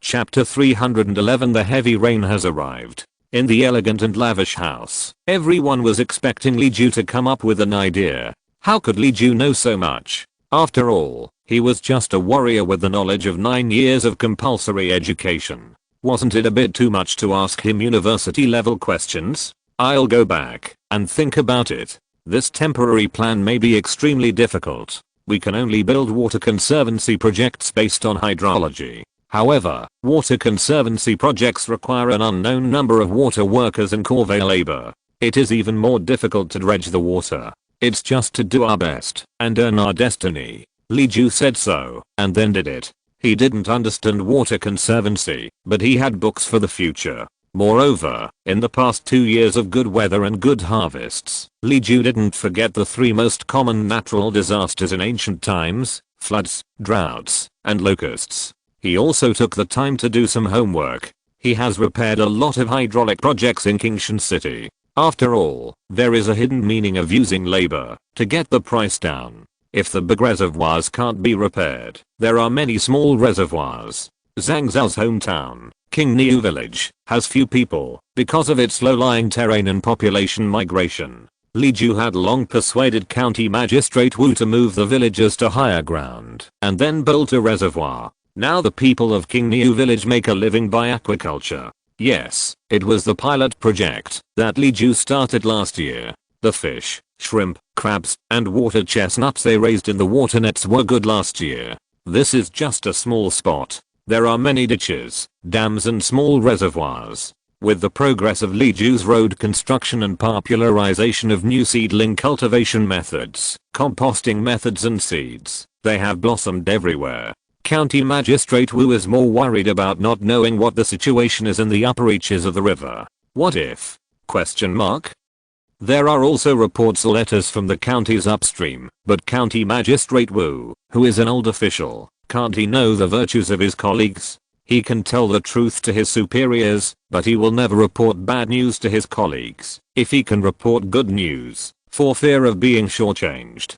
Kingshan City has developed so well in recent years, and it hurts people in the eyes of others.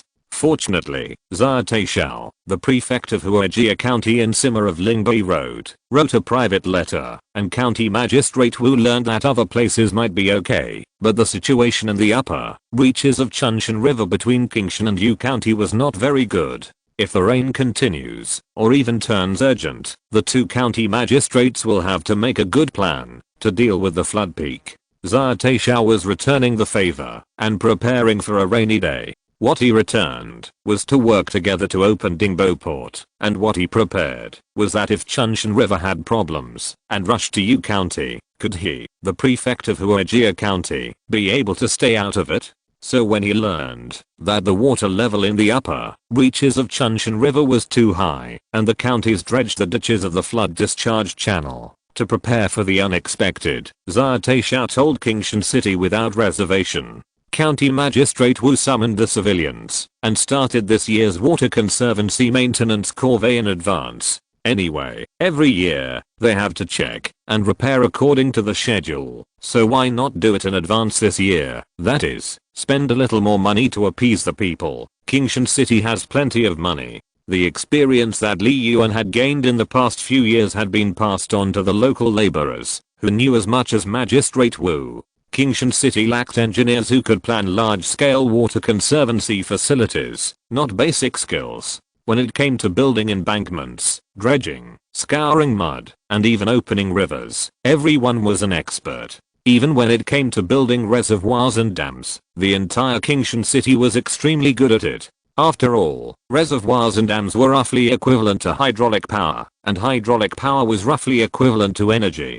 Before Li Ju came, there was a business of water mills. After Li Ju came, hydraulic oil pressing and textiles came out, and the eyes of the wealthy families in Kingshan City and nearby families turned red with anxiety. If it weren't for the consideration of irrigation and the conservation of fish fry, Magistrate Wu would not have allowed the construction of more reservoirs and embankments, and the 3 or 5 rivers in the small Kingshan City would have been blocked by embankments and could not move forward. There was enough experience in work, but there was no design like leaving. A city's water conservancy project needs systematic planning. Kingshan City's water conservancy is neither good nor bad, and it cannot compare with Kayantang, not to mention Dujiangyan. The hydrological conditions of Kingshan City do not require water conservancy projects of the same level as Dujiangyan, and of course they cannot compare with the Lianghui water network after the founding of the People's Republic of China. Moreover, Kingshan City does not have the space to maneuver and turn around, and there are no water conservancy measures to copy. The only thing to be thankful for is that Kingshan City is further east to the sea outlet. If the flood peak really comes, it will only flow 200 miles after Kingshan City and then into the sea. In other words, Kingshan City has a bottom. Unless several super large flood peaks overlap, it will be difficult to break through the defense line. Li Ju is now recharging and tutoring to see if he can raise the safety level of Kingshan City. By the way, he can get a better water conservancy to ensure peace for hundreds of years and thousands of years, or even become a tourist attraction, which is of course better. While tutoring, Li Ju also temporarily changed the course of the school to the basics of water conservancy projects. Anyway, he always told others that all the miscellaneous knowledge was taught by his ancestors, but his ancestors had this course, but he didn't learn it well. He crammed and studied with everyone, which was logically impeccable. It happened that he had just finished studying air pressure, thermal expansion and contraction, and then turned to water pressure and potential energy. The internal logic of knowledge was a little similar, which was easier for everyone to understand.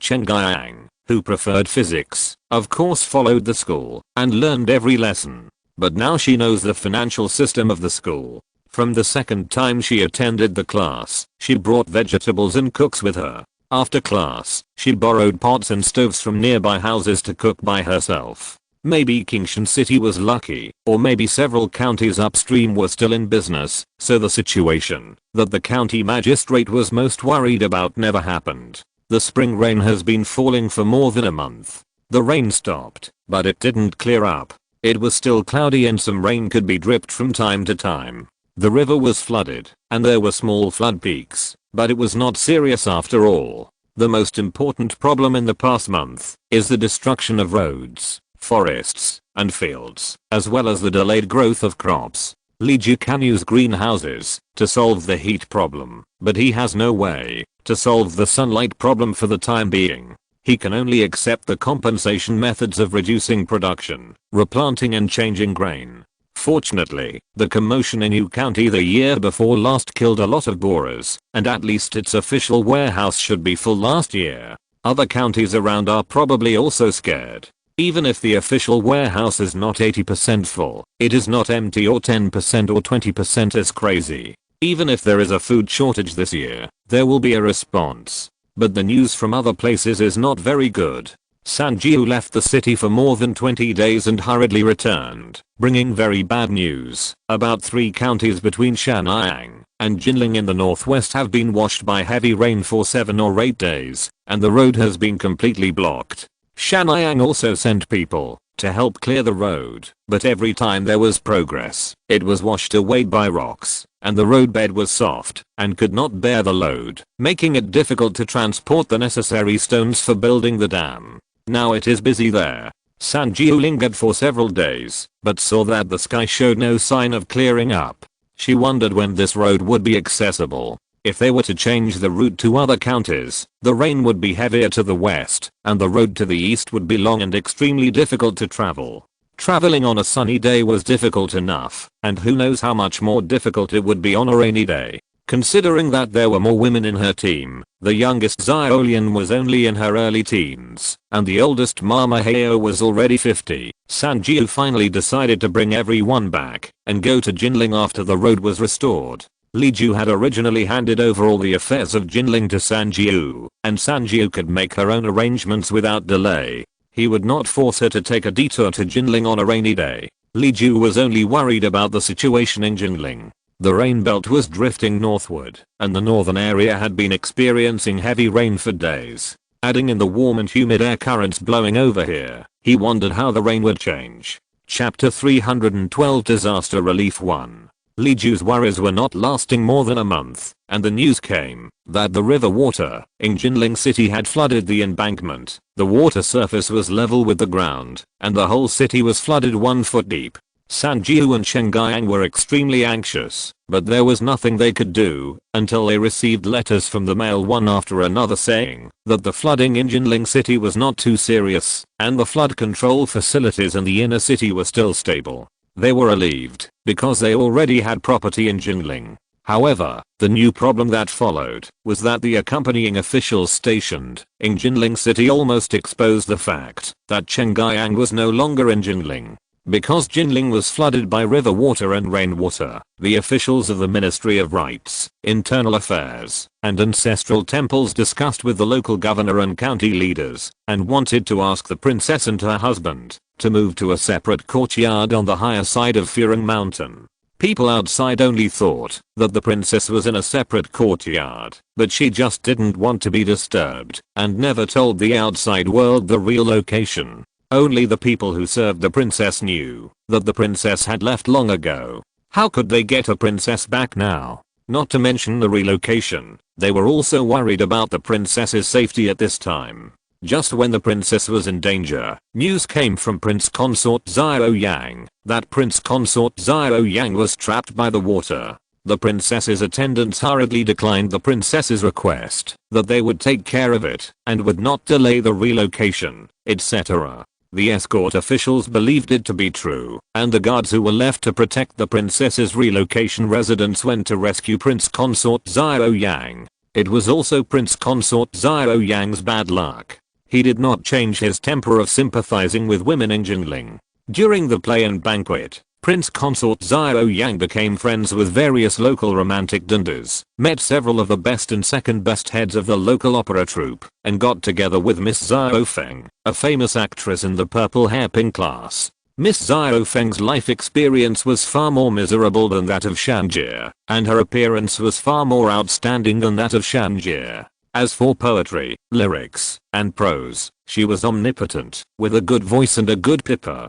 Such a charming beauty made Prince Consort Xiaoyang forget his family name. Not to mention Shangyang and Shanjie, even his own poor daughter was forgotten by him. Unfortunately, he was in Jinling, and his every move was watched closely. It would damage his reputation and innocence to associate with these lowly prostitutes. Therefore, for more than half a year, Prince Consort Xiaoyang and Xiao Feng and other women only had a little spiritual communication. That is, he would say a few words and give a few gifts to the girls, who were invited to entertain at various banquets. It was not until these days, when it rained heavily and there was very little social interaction, and everyone tried to stay indoors, that Prince Consort Yu Yaoniang had the opportunity to mix with Miss Xiaofeng. It just so happened that the house rented by Prince Consort Yu Yaoniang was in a very low-lying area and was by the river. On this day, the entire first floor was flooded, and he and his 2 servants were trapped upstairs, not to mention how embarrassed they were. It took quite a bit of trouble to rescue Prince Consort Yu Yaoniang. It was already the 3rd night when the escort officials rescued him. After 2 days, the princess's confidant had pretended to arrange everything and had moved the princess to Furong Mountain Villa. At this time, some people had already noticed something was wrong. After all, the princess took more than a dozen people with her, and the local selected attendants had noticed something. Since they had noticed something, it was hard to guarantee that the secret would not be leaked. After a while, although the escort officials had no solid evidence, they were 9 points suspicious. It was during this dilemma that Yu Yaoniang came out with a child. Everyone knew that she was Prince Consort Yu Yaoniang's concubine, but she was loved by the princess. Now she mainly lived with the princess to entertain and keep her company. Her status was not much different from that of other commoners. Yu Yaoniang was very graceful. She greeted the officials and then started talking nonsense. "You are all late. Her Highness left the city halfway. Her Highness said that this place is the birthplace of the dragon. She is a junior of the descendants and cannot sit idly by and watch this place being ravaged by floods. So Her Highness took people outside to see if there was anyone who needed help. I remember the direction seemed to be somewhere. I'm not familiar with it. I remember it vaguely. It seemed to be some mountain." The princess's other wet nurse who was in charge of the place also followed Yu Yaoniang's words and started talking nonsense. "Shanyang, Her Highness heard that the road between Jinling and Shanyang was blocked and was worried that there was a disaster inside. People outside didn't know about it and they were afraid that there would be a murder case. So he hurriedly took people to check it out. Of course everyone knew that this must be nonsense, but they had no evidence, and there was no need to make things difficult for the princess. If the princess really did something wrong, they would be the first to suffer, so they just had an explanation to cover it up. Immediately, several officials with higher titles praised Her Royal Highness the Princess for her benevolence and kindness, and stopped asking about the matter. Shanjir and others who stayed behind were worried for a while, and finally received a letter from Qingyang. Qingyang had the same idea as them. If anyone inquired about her whereabouts, she ordered them to use patrolling the local area as a cover. In fact, Qingyang did walk around the local area. As a princess, it was her duty to comfort the people. Moreover, when she was a child, she often walked among the people with her parents and brothers, so she was not unfamiliar with this. And she gave up the school and came to the local area because Liyuan School temporarily stopped new courses and only ordered students to review and consolidate or participate in practice. Li Ju took the recruited manpower to participate in disaster relief in the north and west of Shanyang. At this time, farming was in an orderly manner. The rice-based fish ponds and rice-based crab ponds in Huangsheang were also supported by last year's experience.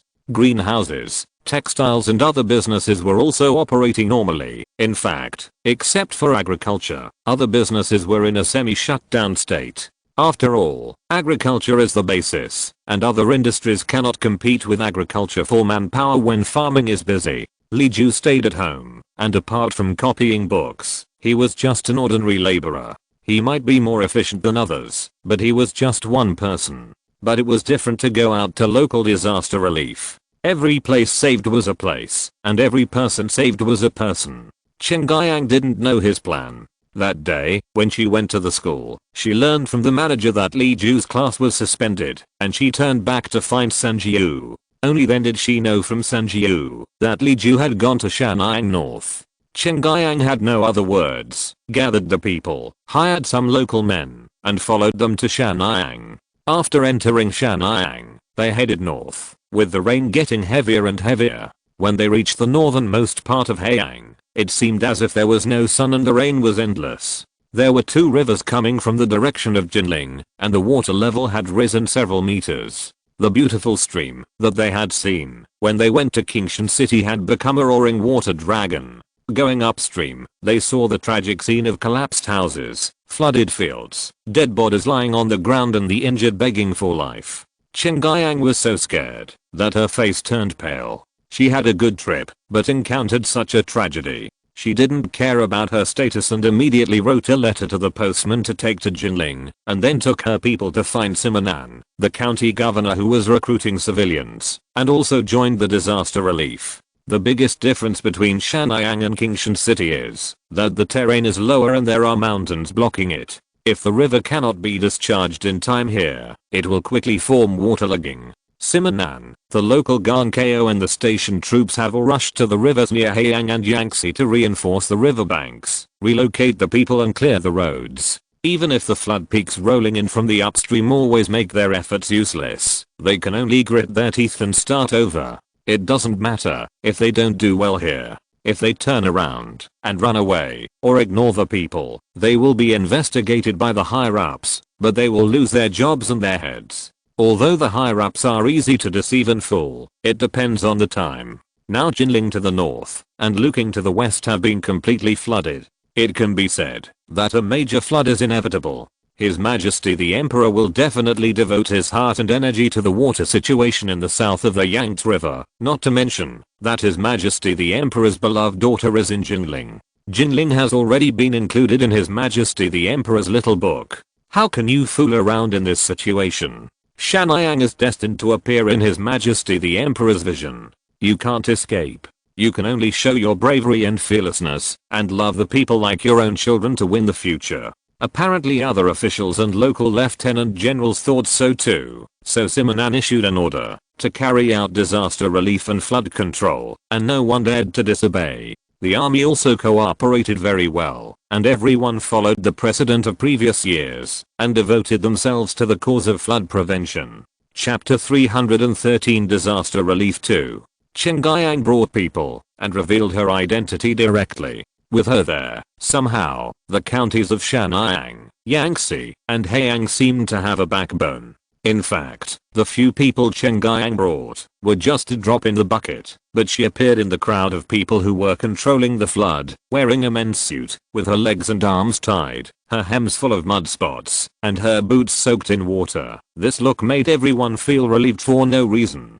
Chen Guiyang actually knew where Li Ju was in Shangyang, but she didn't go there. She saw from a distance the scene of Li Yuan's group of people enthusiastically rescuing people and evacuating the people, and she also learned from Simonan about the results of Li Ju's efforts. She calculated the manpower and labor, and felt that Li Ju didn't actually need such an unexpected support from her, so she invested in another part, which was the care and nursing of the evacuated women, children, and the wounded. There were also several guards sent by Chen Guiyang to help the charity cemetery bury and burn the bodies of the dead and animals to prevent the outbreak of plague.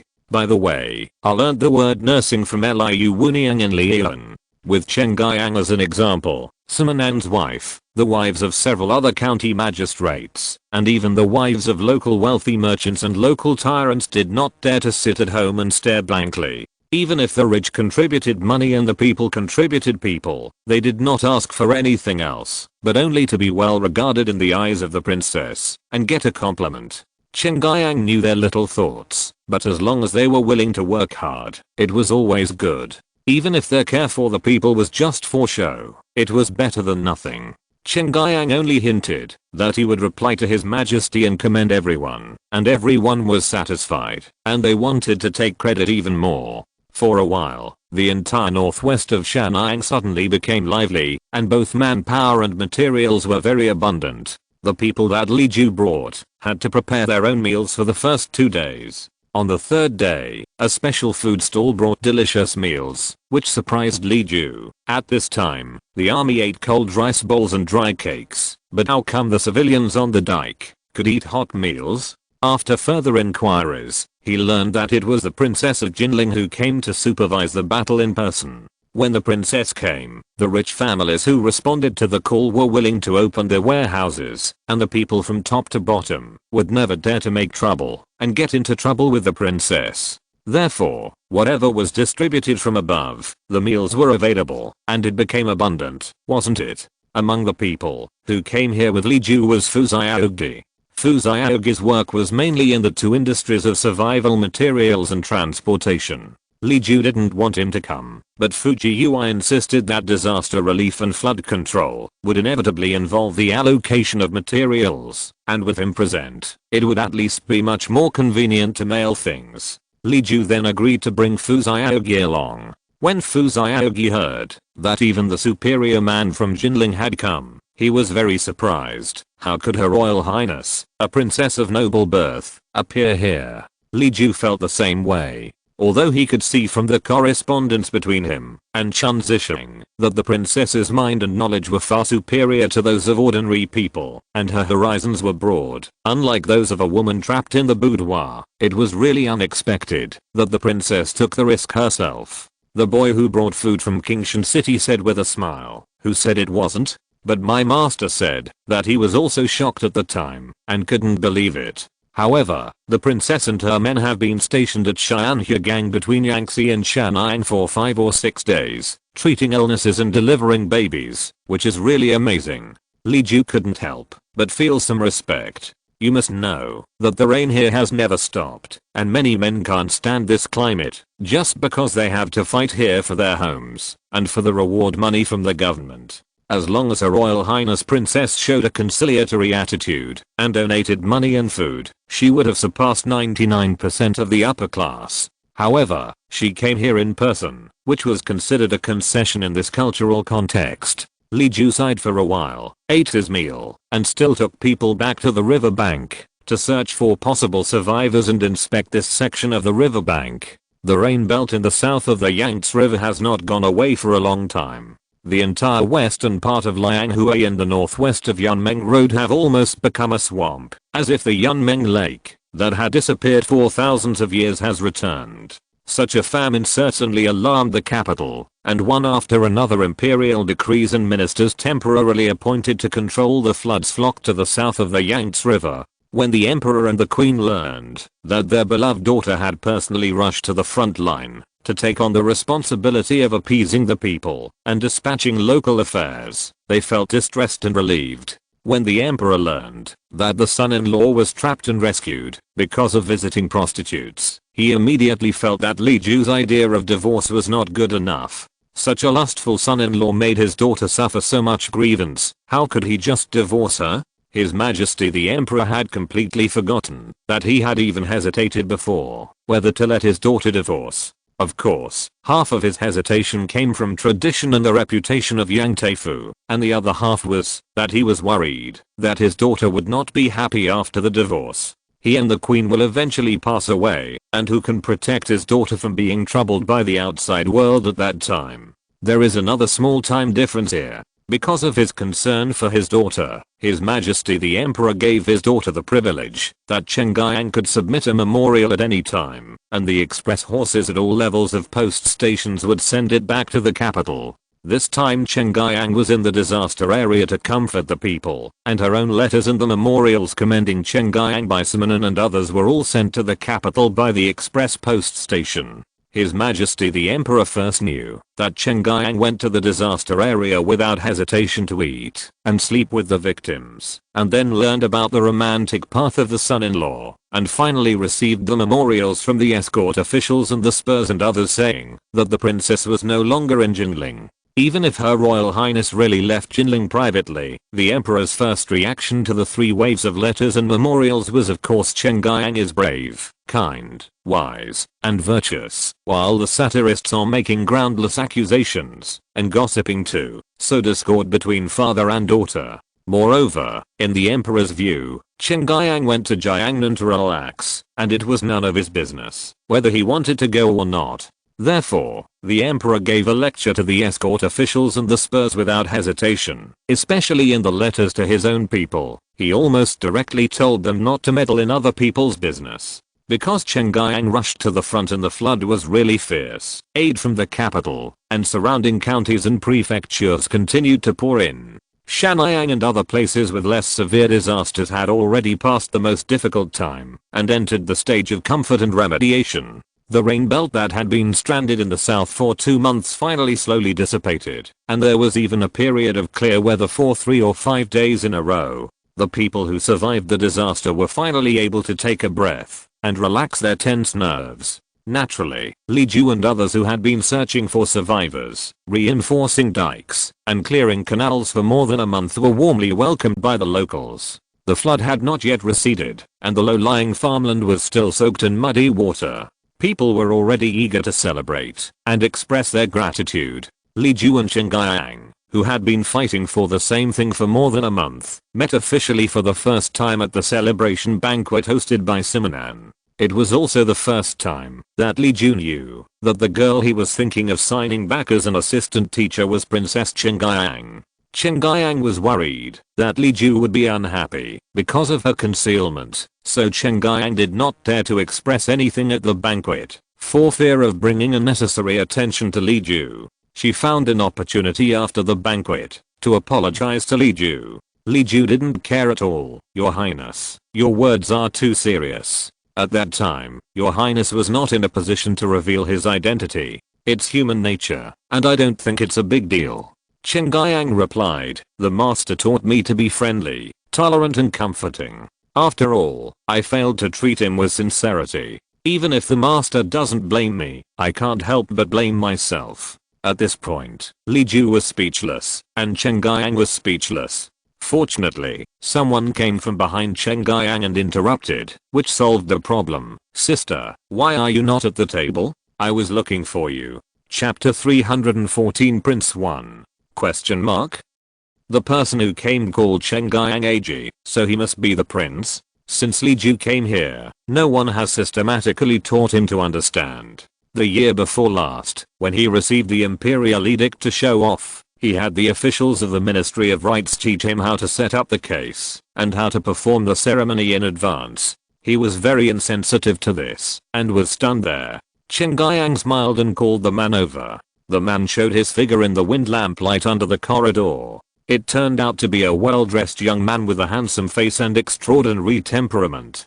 Yu Yaoniang dragged his brother over and said with a smile, "Sir, this is my younger brother. He's here with the sensei Yu Yaoniang to broaden his horizons. Although the eldest prince has a high status, it's only because his majesty has instructed that, since he's here to supervise, he should put the people first, not disturb the people, not act recklessly, and not show off. He can't do those fancy things." Li Ju then called him the eldest prince. When the eldest prince learned that this man had an appointment with the emperor and was respected by his sister as Li Baxiu, who was regarded as a half-teacher, he did not dare to make a fuss and also called Li Ju sir. After several people recognized each other, Yu Yaoniang asked, "Why are you looking for me? Since you are here, shouldn't you follow Yu Yaoniang to inspect the place?" The eldest prince said, "I will go there early tomorrow morning. Daddy and mom have asked me to pass on a lot of things to my sister. I forgot about it now, and I don't know when I can remember it. So I took advantage of this opportunity to meet you. It's time to hand it over today." Li Ju was very tactful and left first. He felt that this matter should come to an end. He had to go back to Qingshan to continue to work on his industry. After all, the career path of the children of the royal family was different from his. Unless Li Ju really built an agricultural technology station with seeds and technology and got the power to compete with the imperial examinations of the time, he would have the opportunity to really deal with them. Just seeds and technology itself, he would only reach the top of the industry, and it was still the most inconspicuous part of the entire traditional system. This was nothing to Li Ju. He did not think that the ruling class was so noble, nor did he think that engineering was so lowly. He wanted to establish a new system, and in the final analysis, it was just for the tea and food in the fields. In any case, during the plum rain season, Jiangnan finally entered a normal rhythm. The rain did not stop, but the floods finally passed, leaving the devastated world to continue struggling to survive. Li Ju stared at Simonan and Yu Yaoniang from Beijing and gave honors and rewards to all those who took the initiative to participate in flood control, and then returned to Qingshan City with Erlang. Sanjiu also set off again with his mentor Jinling. After such a flood, there must be a lot of things to do. Li Ju specifically told Sanjiu not to run back and forth for some trivial matters, so as not to delay things. Sanjiu agreed to it. Sure enough, this year, except for the new year, he never returned to Qingshan again, but really made Jinling his second base camp. After the flood in Jiangnan receded, Chen Guiyang returned to Jinling. It was impossible not to go back. With the imperial censor Yu Yaoniang and the eldest prince, and others on their eastern tour, the exchanges between the families were frequent. If Chen Guiyang did not show up, it would be impolite. Although he was still thinking about the school in Qingshan City, Chen Guiyang could only go back to Jinling to represent the princess of the royal family and to interact with the ladies outside the court. As for the young prince consort Yang, because he had embarrassed himself in Jinling, and embarrassed himself in public, the hot-tempered old Yu sent him back to the capital to reflect on his past, as soon as he arrived in Jinling, saying that he did not observe etiquette for the ancestral sacrifices.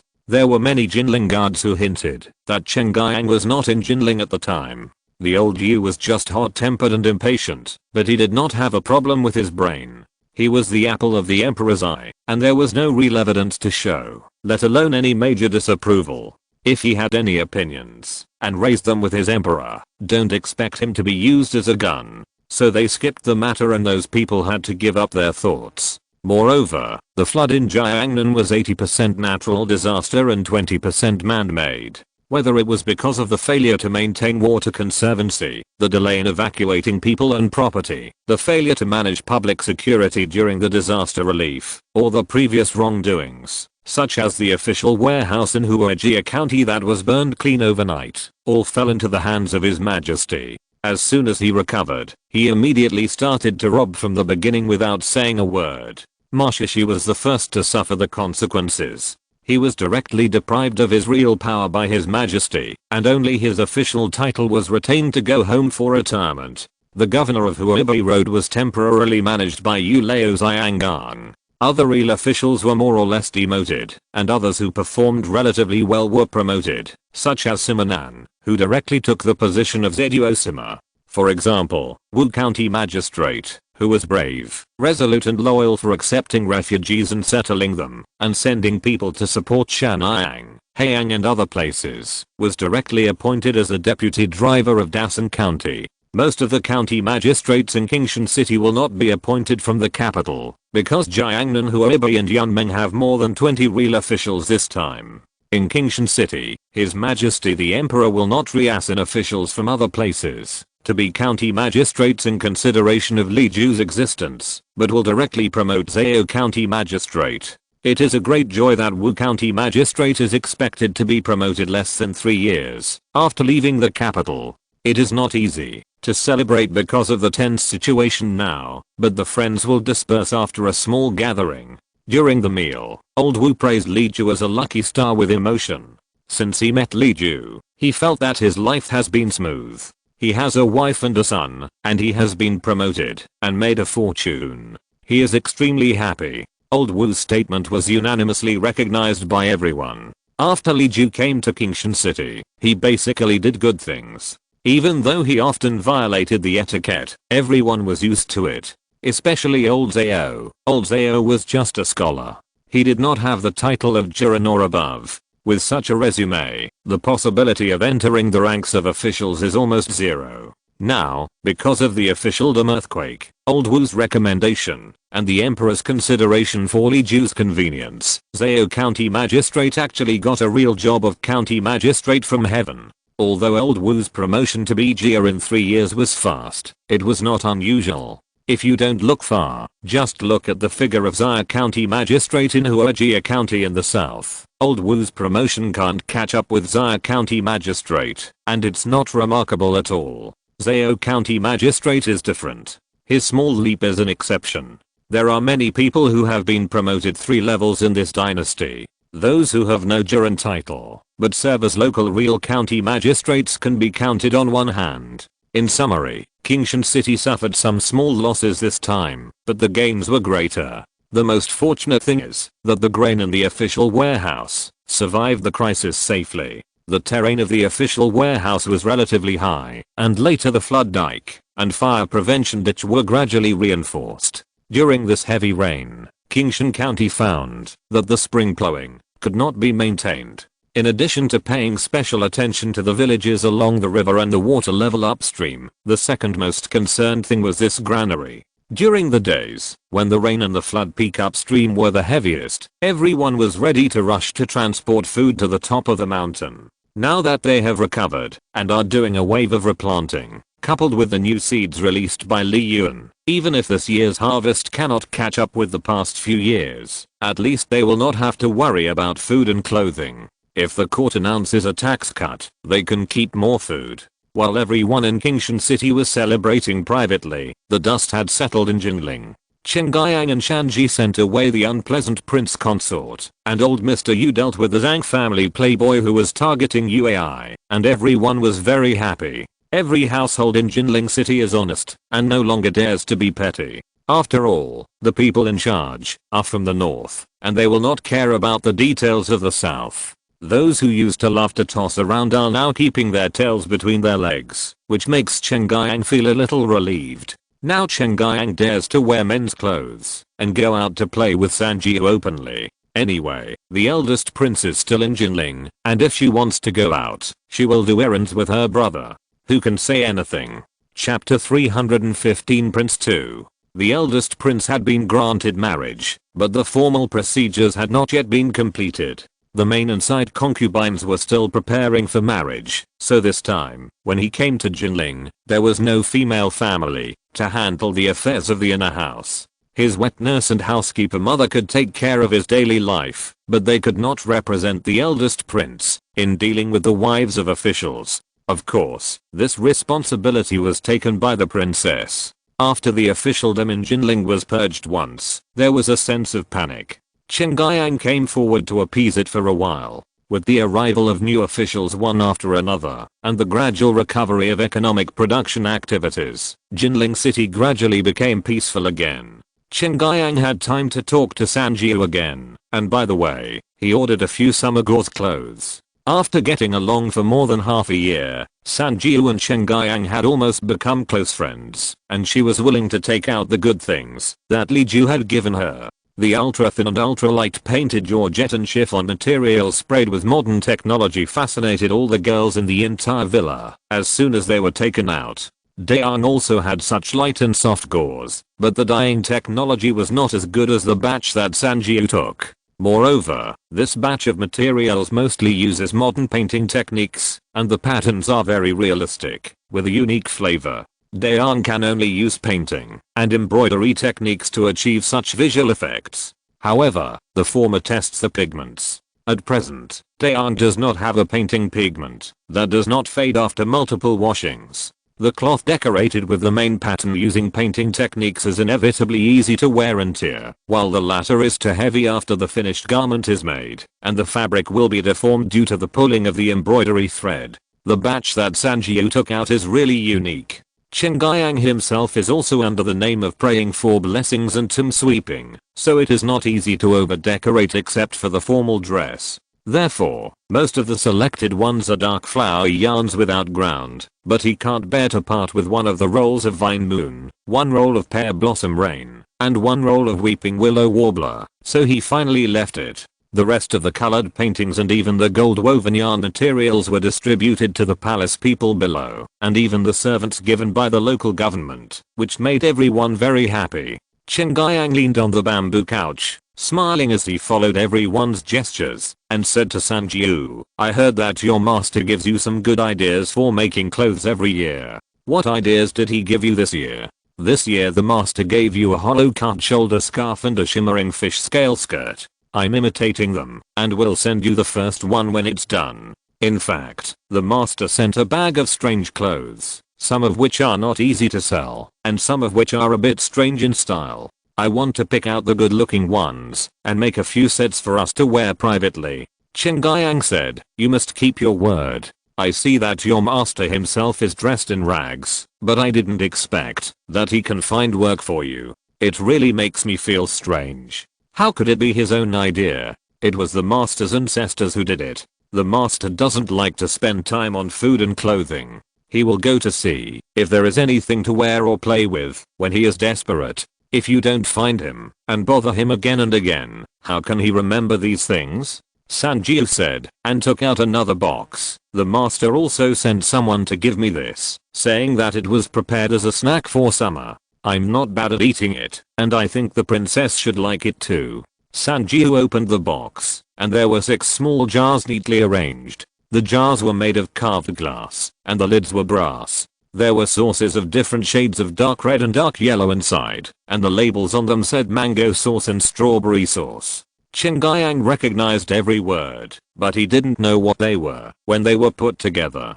Sanjiu took the initiative to explain, they are all fruits I have never heard of, but they have their own flavors. It is very delicious to add a little when making cakes and milk. I heard that it is even better to pour a spoonful of it when the ice is broken in summer, and it is used in the same way as the apricot and peach jam we often eat. I think the master sealed this, and he must want to do business, but it is hard for people to like such things that I don't know the taste of at the moment. If the princess likes it, she will naturally give it to others, or make it into cakes for others to eat. Wouldn't it be natural to let people outside know their benefits? It will be much easier for the master to sell it again. Chen Guiyang took it without any hesitation, turned around and looked around, and finally took out the folding fan that he often used when he was dressed as a man outside, and asked Ziking to bring a box to put it in and give it to Sanjiu. I have been thinking about what to give you these days. I still have to stay here for 2 years. You and I have a lot of contact, and it is hard to guarantee that we will not fall into the eyes of others and attract villains to do trouble. I must protect you so that I can feel at ease. This fan is what I used to use when I was traveling among the people with my brothers. It has a seal from when my father was a prince. When you encounter some problems and Mr. Lee is unable to save the nearby fire, you can take it out to scare people. I dare not say anything else, but saving your life is not a problem. I think you have everything you need and are much better than me. Only this may be useful. Sanjiu spread out the folding fan and looked at it, then said with a smile, no, since it was given by your father before he ascended the throne, it must be a gift from your father. I dare not accept it, and I cannot accept it. For those who can be frightened by this treasure, I have other ways to suppress it. For those who cannot be frightened, why should I play tricks on them? Your Highness treats me as a friend, regardless of whether I'm noble or humble. I cannot use the words how can I bow my head and serve the rich and powerful to humiliate your sincerity towards me. If your Highness really wants to give me something, it is better to give it to me as a friend. This is the reason why your Highness and I are so close. Chen Guiyang thought for a moment, took off a pair of gold bracelets from his arm, and put them on Sanjiu. You laugh at them for being tacky. I know you southerners think such heavy gold jewelry with gems is tacky, but I like it very much, because it is not good to show it off outside. I always hide it in my sleeves. I give it to you today. Next time you come back, you must wear it, and let me see it. I will be happy when I see you wearing it. You look beautiful, and the item is luxurious. Although the red gold bracelet is expensive, it is nothing to Chen Guiyang, and it is far less valuable than the folding fan. So Sanjiu no longer refuses, takes it and puts it on her arm. However, Sanjiu is much thinner than Chen Guiyang, and the bracelet has to be pulled up to the upper arm to wear it firmly, so it will be difficult to show it, unless she wears a small jacket or gauze clothes in summer. Chen Guiyang then told her to come often, and kept her for a meal, and let her go in the afternoon. After Sanjiu left, the messenger outside said, the eldest prince is here. Chen Guiyang hurriedly got up, changed her clothes, and went to the flower hall to meet the guest. The eldest prince was much poorer than Chen Guiyang. Chen Guiyang had been given a fiefdom early on, and when she got married, she was given countless fields and houses, all of which were the best and most fertile. Chen Guiyang herself did not like to be extravagant, and did not need to make friends with talented people. Mountains of gold and silver flowed in like water, but only a little bit would flow out. In addition, the emperor and empress brought good things to her in the capital, so Chen Guiyang's place was richer than the eldest prince's own home. When Chen Guiyang arrived at the flower hall, the eldest prince was fiddling with the huge floor-standing brass bell with great interest. It was not until Chen Guiyang called him that the eldest prince hurriedly closed the small door of the bell stand and stood up to half bow to his eldest sister. Sister, Chen Guiyang returned the bow, and the brother and sister took their seats. Ziking personally served tea. The eldest prince took a sip and said, I just saw someone passing by. She looked unfamiliar, and didn't look like a maid. Whose family is she from? Chen Guiyang thought about it, and knew who it was. He smiled and said, you are talking about her. She is indeed a beautiful person. Even you and I can't help but worry about her. Chen Guiyang teased and his face changed. Don't think about it. Although she is unmarried, she is not a person who would climb up the social ladder. I treat her as a sister. Do you still want to take her back as your concubine? The eldest prince took a step back tactfully and talked about business. Your Majesty wants me to live in Kingshan for a while and take a closer look at Mr. Li's intentions. Chen Guiyang sensitively sensed a hint of investigating the candidate before promoting him. Is His Majesty preparing to reward him with something? The eldest prince smiled and said, Mother once hinted that some rewards would be selected for him. Before I came here, I heard His Majesty's implication that there might be more than what was planned before. However, the Grand Secretary and other teachers said that if Mr. Li had ill intentions, it would be a disaster. So His Majesty sent me here. Not only me, but also my second and third brothers came out. My second brother is in Yunmeng North Road, and my third brother is in Ludang. After this year, we will have to change again next year. Sister, I guess, maybe the three of us will have to visit Mr. Li. Can you introduce someone to me? Chapter 316 Prince 3. The eldest prince hoped that his sister would introduce Li Ju to him. He needed to stay in Kingshan City for a while longer without attracting other people's attention. Chen Guiyang wanted to refuse, but then she thought that this was her chance, so she smiled and said, what do you think it is? Just for this? It's simple. Mr. Li is indeed talented and knowledgeable. Even if you don't want to see his intentions carefully, just to learn more, you should have some dealings with him. When are you leaving? I will go with you and come back before the ancestral worship in July. The eldest prince did not doubt him. Okay, then please accompany me to the countryside for 2 years. After finishing the business, the eldest prince chatted with his sister as usual, and then said goodbye. He should have gone directly back to the governor's official residence. He stayed there temporarily with Yu Yaoniang, but before getting on the horse, he stopped for a while and asked someone to take him around Jinling.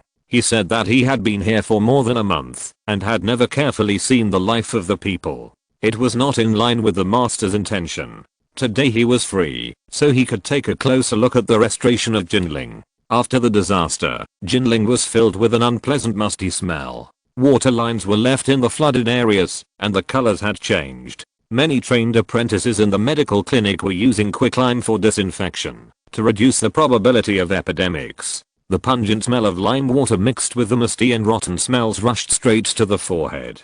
Many families have started doing business, and the stalls and vendors have become active, proving that the economy of the lower class citizens is vibrant. The eldest prince slowed down the speed of the horse very slowly, and looked carefully along the way, and finally stopped at the door of Music Clothing Store. Music Clothing Store was also flooded in this year's flood. Many fabrics and ready-made clothes were soaked by the flood and could no longer be sold as planned. Sanjiu took the lead and boiled all these clothes and cloths for disinfection, ironed them neatly and dried them, or donated them to the Jinling Poor Relief Center, or sold them at a discount. Everyone was very excited to hear that they could buy new clothes at less than 1/10 of the price. What does it matter if the clothes and cloths were soaked in the flood? If they hadn't been soaked before, they couldn't afford it. So word spread quickly, and those who heard the news rushed to buy it. For a while, the door of Music Clothing Store was crowded with people. Sanjiu put the cloth brought to Chen Guiyang back in place, and seeing that the people outside the door were not very busy, she took the initiative to go over to solicit business. She was good at accounting, not as good as Xiaolian, but much better than ordinary people, so she just collected and changed money. The eldest prince stared at the clothing store at the corner of the street for a while, watching her handle the silver and money matters very quickly and make decisions from time to time. It was obvious that she was a very capable and down-to-earth woman, very different from what he usually saw. She was neither submissive nor restrained by rules, nor was she unruly and aggressive. It was hard to say what was different, but she was very eye-catching.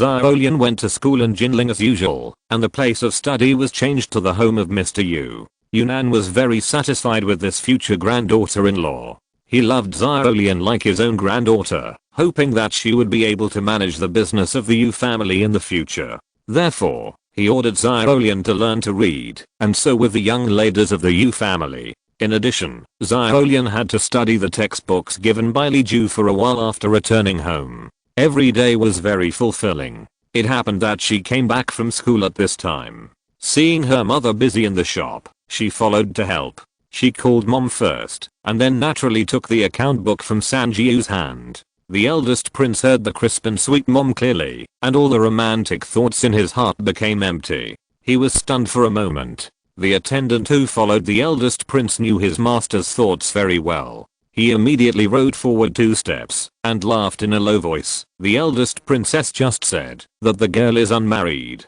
I think the girl is not her biological daughter, or she may be a servant or a junior. Even if she is her biological daughter, it doesn't matter. The one in the palace has become the empress. The attendant was talking about the widowed concubine who was taken into the harem by His Majesty the Emperor. This dynasty did not control this very strictly. It was quite common for important officials and relatives in the court to marry or take in widows. The eldest prince laughed. What nonsense. After that, he rode his horse and left directly. However, his attendant was very sensible and immediately asked someone to inquire about Sanjiu's situation. The eldest prince would never dare to do something like robbing a commoner girl, not to mention that she was a girl known by his eldest sister.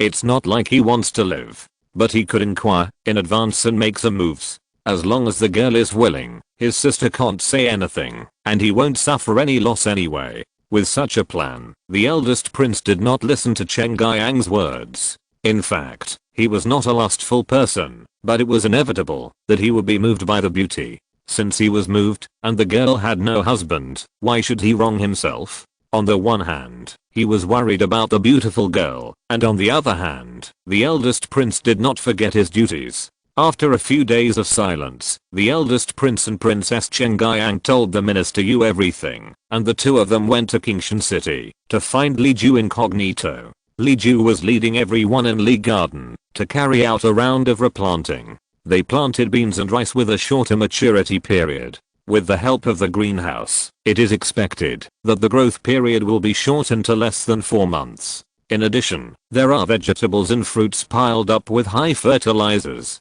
They carefully collected the silt from the riverbed that washed up and mixed it with various soil fertilizers according to experience and the ratio explored last year to make nutritious soil to improve the growth efficiency of vegetables and fruits. When the people in Li Garden were working, people in other places followed closely. The method given by Li Ju today will cover the entire Qingshan City within 3 days and will affect Shan'an within 10 days. After the flood, there is still hope. The eldest prince came here not only to eat and drink, but also brought a lot of resources, including manpower, money, and materials. Chen Guiyang and the eldest prince came to visit Wu County Magistrate first. Wu County Magistrate was still on the last shift at Qingshan City Station. While waiting for the transfer of government orders, he could also hand over to Zhao County Magistrate. The sudden return of the two important figures really caught Wu County Magistrate off guard. This is the time when less trouble is worse than more trouble. If there is a problem or an unexpected change during the handover due to the two big figures, it will be bad. For example, the eldest prince came to study. According to what the eldest prince said, His Majesty the Emperor ordered him to secretly investigate and study, so he could not reveal his identity. Wu County Magistrate certainly would not be bored and make fun of such a thing, but what about others? If others leaked the news, wouldn't he, the county magistrate, be blamed? If you don't grasp it well, the duck in your hand may fly away. Although they were not happy in their hearts, they still had to be polite on the surface. So County Magistrate Wu once again cleaned up 2 residences. One was the old house of Mr. Huang, and the other was the place where Chen Guiyang lived last time. The 2 houses were adjacent to each other, just next door. County Magistrate Wu asked people to settle and arrange, and Chen Guiyang and his sister had tea in the official residence. They arrived at Qingshan at noon, and moved their luggage into the residence. When the lights came on,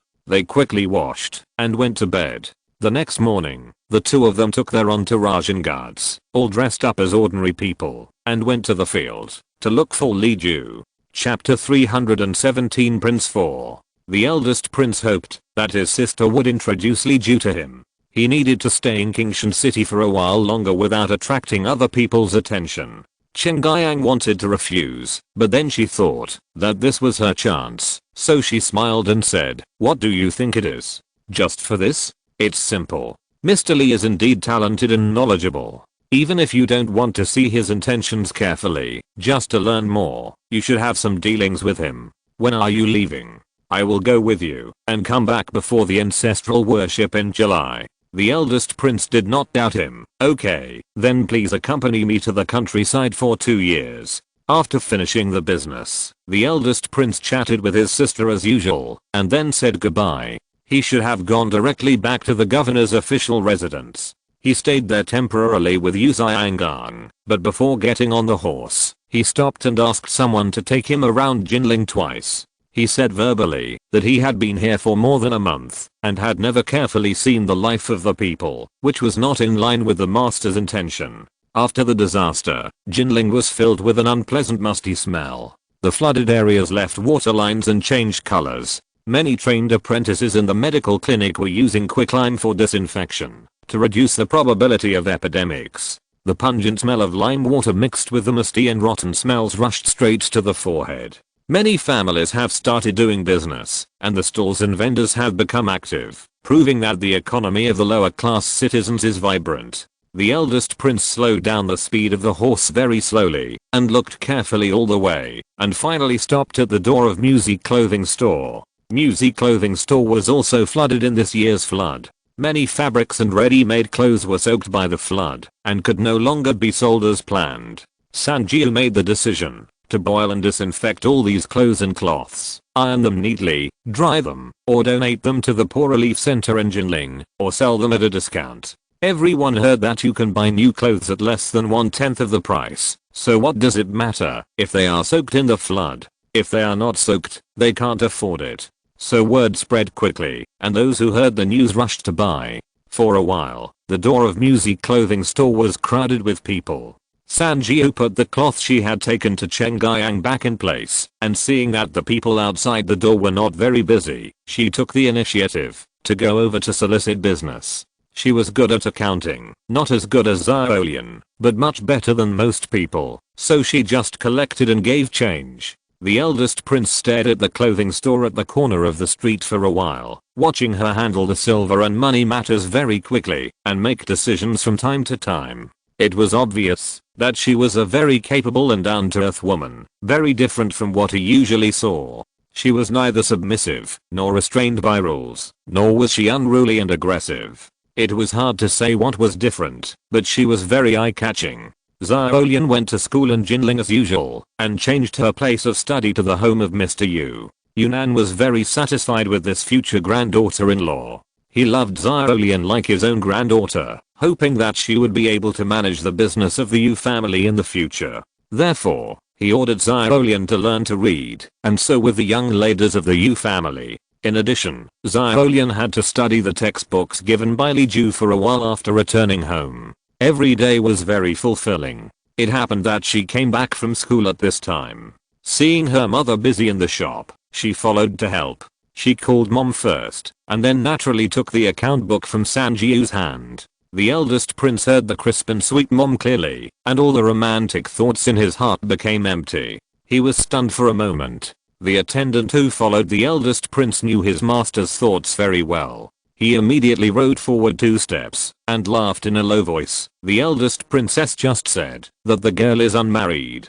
I think the girl is not her biological daughter, or she may be a servant or a junior. Even if she is her biological daughter, it doesn't matter. The one in the palace has become the empress. The attendant was talking about the widowed concubine who was taken into the harem by His Majesty the Emperor. This dynasty did not control this very strictly. It was quite common for important officials and relatives in the court to marry or take in widows. The eldest prince laughed. What nonsense. After that, he rode his horse and left directly. However, his attendant was very sensible and immediately asked someone to inquire about Sanjiu's situation. The eldest prince would never dare to do something like robbing a commoner girl, not to mention that she was a girl known by his eldest sister. It's not like he wants to live, but he could inquire in advance and make some moves. As long as the girl is willing, his sister can't say anything, and he won't suffer any loss anyway. With such a plan, the eldest prince did not listen to Chen Guiyang's words.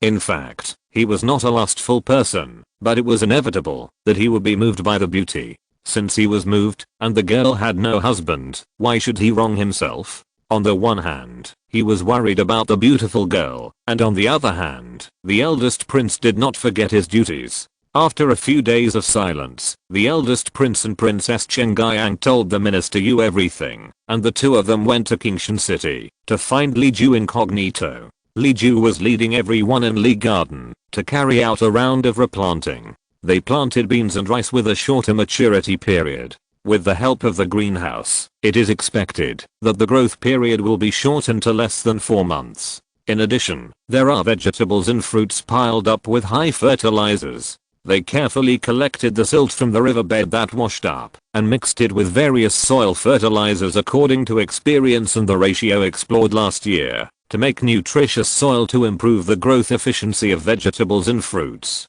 When the people in Li Garden were working, people in other places followed closely. The method given by Li Ju today will cover the entire Qingshan City within 3 days and will affect Shan'ang within 10 days. After the flood, there is still hope. The eldest prince came here not only to eat and drink, but also brought a lot of resources, including manpower, money, and supplies. Chen Guiyang and the eldest prince came to visit County Magistrate Wu first. At this time, County Magistrate Wu was still on his last shift at Qingshan City Station. While waiting to be transferred to the government, he could also hand over to County Magistrate Zhao. The sudden return of the two important figures really caught County Magistrate Wu off guard. This is a time to have less trouble than more. If there is a problem during the handover or an unexpected change because of the two big figures, it will be bad.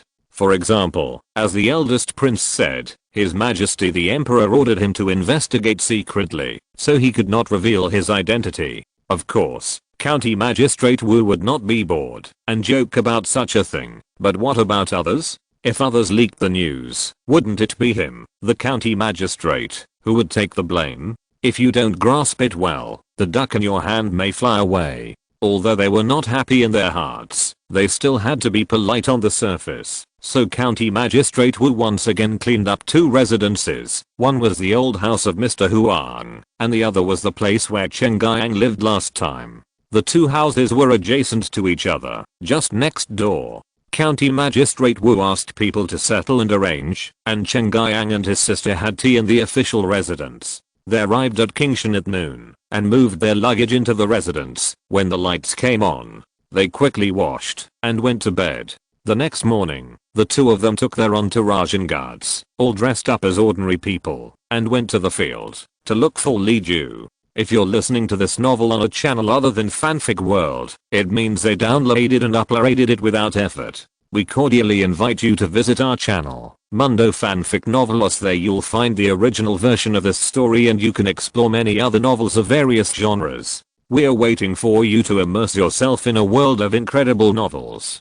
Chapter 318 Prince 5. Li Ju has not been idle these days, since he returned to Qingshan City. He started from the barren mountains and the imperial farm, and first took people to carefully disinfect the flooded land, fertilize and level it. Every time a piece of land was cleared, it was handed over to the farmers to cultivate. After clearing his own land, there was still land outside. At this time, there was a shortage of people everywhere, and Li Ju's role was limited, so he could only help from the most fertile public fields. After the public fields were sorted out, there were countless buildings such as houses, roads, bridges, and water conservancy projects being renovated, and Li Ju was completely busy, thinking that if he stopped here, he might get 1 less stone of millet in the fall, or many people would have to wade across the river. He did not dare to stop. Therefore, Chen Guiyang's siblings looked for him for more than half a day in the direction they inquired, and finally found Li Ju at the ferry,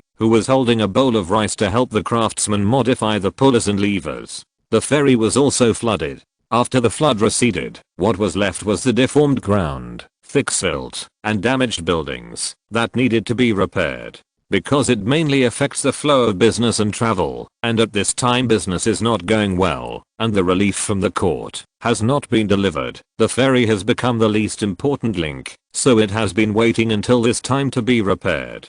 The silt has been cleaned up, and the swollen ground bricks, stones, and plants have been pried open, and those that can be dried and replaced have been replaced. The entire ground and nearby rocks have been sprayed with a layer of lime water. The children who have not yet reached adulthood nearby are digging in groups on the river beach and in the silt pile. If they find dead small poultry and livestock, they pick them out and put them together for burial. If they find insect eggs, they must be dealt with in time. The strong laborers are busy walking around, sending away the waste to be thrown away, bringing in filling materials, setting up various scaffolding and fences, and repairing the scattered building structures. The eldest prince looked around the busy people and asked suspiciously, "Is Mr. Li really here?" Chen Guiyang did not answer, but pointed in the direction of Li Ju, and said to the attendant, "Go there, I saw him." Under the increasingly surprised eyes of the eldest prince, the group walked along the muddy and smelly path to the bottom of the work shed. Li Ju, like every civilian, tied his hair into a knot and wrapped it with a cloth, wearing only a coarse linen jacket and trousers, squatted in the middle of the crowd. His knees were all covered in mud, only his elbows to the fingertips were clean, and he didn't look like a gentleman at all. Chen Guiyang and others were accustomed to it, but the eldest prince saw such a casual situation for the first time, and he couldn't help but feel nauseous. However, as princes, they have been trained since childhood to remain calm even when facing a collapse. Although they were frightened by Li Ju's appearance, they didn't show it on their faces. The Yamen runners sent by Wu County Magistrate had already called Li Ju up. Seeing that they were here, and that they were wearing casual clothes, Li Ju guessed that they had not revealed their identities, so he did not ask for courtesy. He only gave instructions to the foreman in charge of this construction site, then stood up from the ground, picked up his raincoat, and said, "You two have come from afar, you are our guests."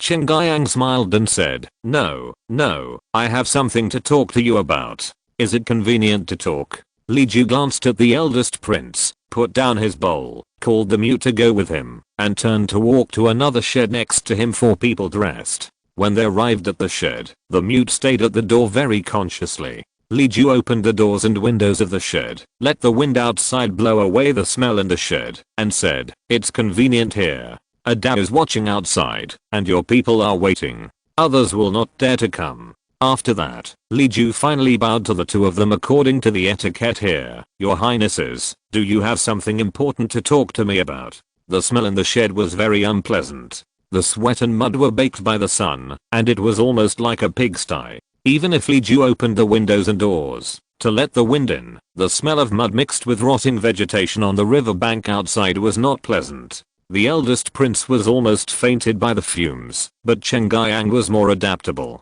Chen Guiyang took one look at his brother and knew that he was too spoiled to accept this kind of stimulation. He smiled and said, "Look at what you said. If it wasn't for business, I wouldn't have come to find you, would I?" After laughing, Chen Guiyang said directly, "My father heard that you have done a lot of things in Jiangnan, and they are well known." He was curious and wanted to send someone to take a look. When sending someone, my father thought that my brother had been trapped in a small space since he was a child and had never seen the suffering of the people. He was afraid that he would become a prodigal son who was obsessed with luxury and debauchery in the future, so he specially ordered him to come and experience the people's livelihood. The two things came together, so my brother was sent here. This is an imperial decree, and it is also for the future of the people and the country. Please don't hide anything, and teach my brother to understand the lives of the people." Li Ju suddenly felt that this emperor was not bad. He also knew that his son had to understand the people at the bottom in order to govern the country. He should have found it troublesome, but he didn't think it was troublesome anymore. "This matter is simple. When I finish my work here, I will go back to Li Garden and tell you in detail. How about it?" Chen Guiyang shook his head. "Not good. Although I'm not smart, I can guess what the master is doing here. Since father ordered us to follow the master, to see what he does, and what is happening in the folks, we will naturally follow him. Why should we wait until this matter is over before sitting in the garden, to talk about it in detail? If we can know it through detailed discussion, why did father order us to come and see it for ourselves? Can't we ask the master to go to the capital to teach us? The eldest prince was very shocked. He looked at his sister and winked wildly. No way, sister, you are talking nonsense. My father didn't give this order. He only told me to study with Mr. Lee for a few months, but he didn't tell you to stay with him. What are you planning? Why do you want me to take the blame? Yu Yaoniang pinched his brother's hand, and whenever he felt that his brother was about to speak, he pinched it hard again. Li Ju looked at the eldest prince who was about to faint, and smiled. Your highnesses can make your own arrangements, but since the king has ordered this, you must take good care of your body before you can execute it. It has been very hot these days, and the filth and disease sources on the river beach have not been cleaned up yet. I asked your highnesses to take a few days to rest first, and it was for this reason. If you are afraid of violating the holy order, you too can go to the goods store. Just watch the goods store allocate manpower and materials, distribute daily food, clothing, wages, and medicinal materials, and you will understand some of the mysteries. Everyone has his own specialty. Mencius said, those who work with their minds rule others, and those who work with their hands are ruled by others. This is the inevitable division of labor. Your highness is good at working with your mind, and I'm good at working with my hands. If you follow me to work with my hands, it would be unwise. Yu Yaoniang realized that there was something wrong with what Li Ju said, which was somewhat different from his usual views. She could have reminded her brother, but seeing that her brother was having trouble breathing, she stopped talking and only said, what you said makes sense. Let's do as you say. However, please help us conceal my identities. Daddy said that we should not disturb the people, and just treat it as a secret visit. Li Ju said yes, and then said, I'm going to go back and continue to adjust the pulley set for them. You too, please do as you please. If you have any problems, just send someone to tell me. Chapter 319 Prince 6. Yu Yaoniang preferred physics, so she naturally knew the principle of the pulley block. This thing could be seen everywhere, but Li Ju explained it more thoroughly. Yu Yaoniang couldn't help itching to see how Li Ju adjusted it, so she let her brother go to the store to watch, but she led her people to follow Li Ju to the construction site. Li Ju persuaded her not to leave, so he had to buy a few sunshade hats from the woman in charge of logistics at the ferry for Yu Yaoniang and the others to wear. Yu Yaoniang was originally a very smart person. After watching for 2 days, he actually learned all kinds of tools and utensils on the construction site. When the key link of the ferry repair was completed, and the work entered the final stage, Li Ju and other people in Li Yuan were transferred to other places for post-disaster reconstruction.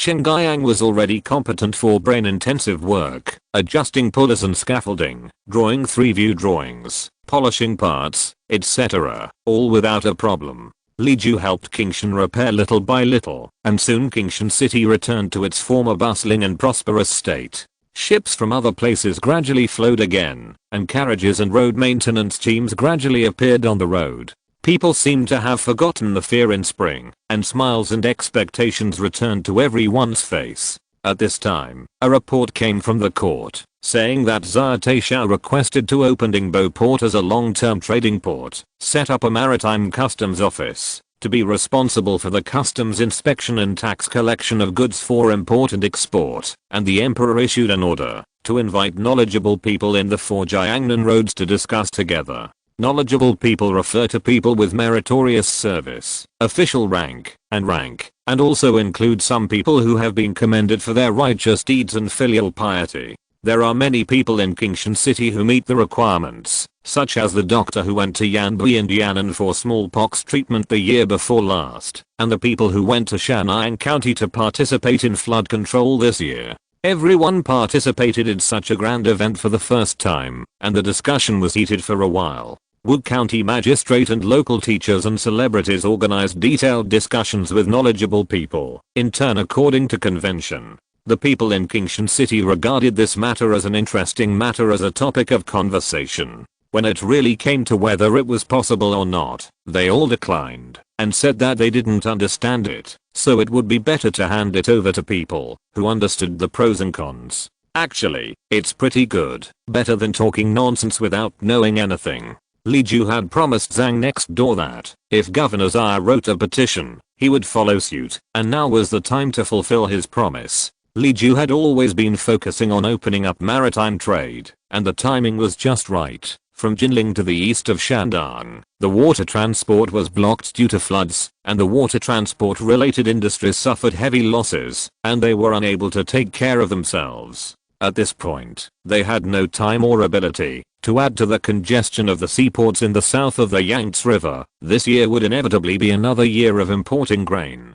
The rice harvested from overseas the year before was of good quality, and later some people went to the fertile land of Nanyang to become large farmers. This year should have a greater transportation capacity. Old Zaya was here, Chen Guiyang was here, and since Old Zaya had written a petition, he was one of them. Chen Guiyang was a smart man, and was unlikely to oppose this matter. With two people that His Majesty the Emperor liked standing by his side, it was basically settled. Li Ju read the official report and the official documents copied by Wu County Magistrate again and again, and found that this Zia Taishao was really a dollar. In the letter, he had clearly listed all the interests, and planned the establishment of the maritime customs in an orderly manner. The landing location, functional structure, official configuration, tariff collection, and even the relationship with the local garrison had been arranged. At least in Li Ju's opinion, this plan was really amazing. What was slightly lacking was the lack of tariff guidance.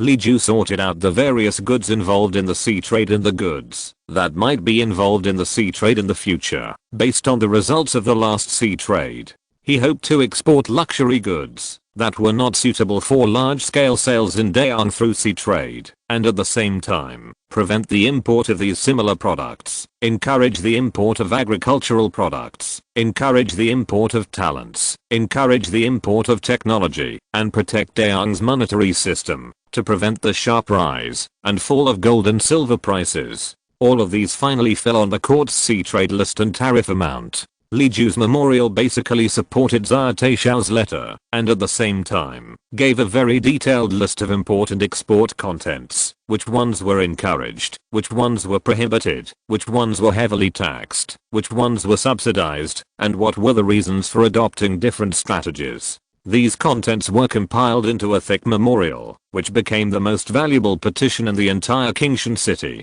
The eldest prince, who was ordered to observe Li Ju's character in Qingshan City, did not understand at first, but after accompanying him to complete the document, he finally understood why Li Ju was so particular about precious items such as sparrow clocks and glassware. The eldest prince also wrote the first letter home to Beijing, in which he recorded his experiences along the way in a very neutral and objective manner. He did not simply mix with the common people like Chen Guiyang did.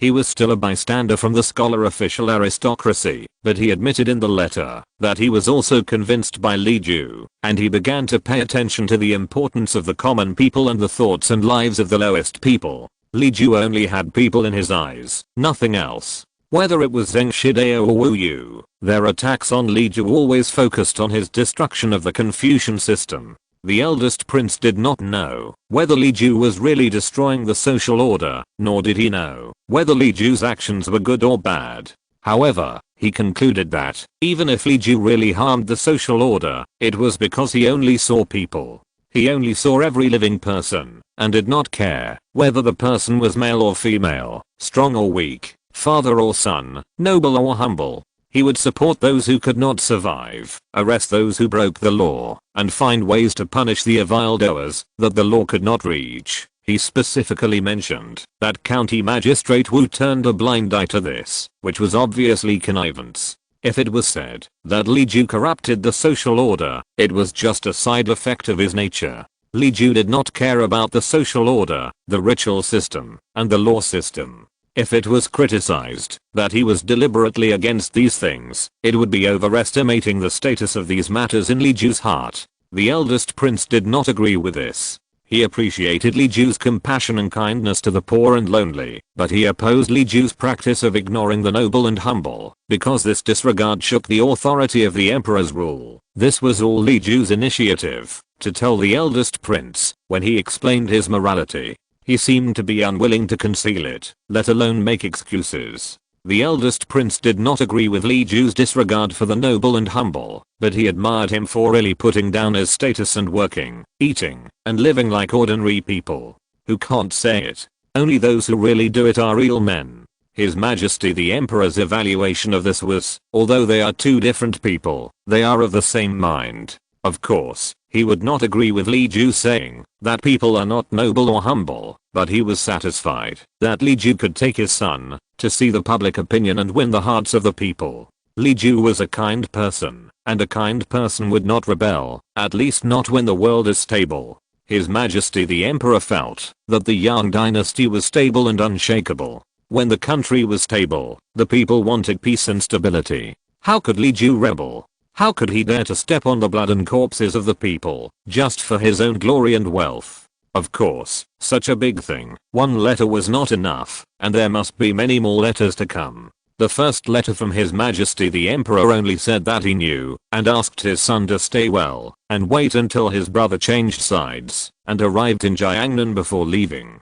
Chapter 320 Prince 7. The eldest prince felt that it was inevitable, that he was a little uncomfortable to follow Li Ju to work and study, but facing the emperor's reply, he, as an honest child, did not dare to cheat, and even if he felt uncomfortable, he endured it. His discomfort was not because he had a problem with Li Ju or anything, but when Li Ju did something out of the ordinary, as a prince without a title, who followed Li Ju to learn and investigate the people's sentiments, he couldn't just stand by and watch, right? When Li Ju was on the roof pasting tiles, he had to hand him a shovel and scraper, or at least watch from the side. He couldn't just sit in the shade while Li Ju worked, right? Li Ju didn't like to be served, and basically did everything himself. Even the mute who had been following him was only an assistant and bodyguard. He made his own tea, fetched his own food, and fetched water. He didn't wash his clothes himself, but asked the laundry people to wash them.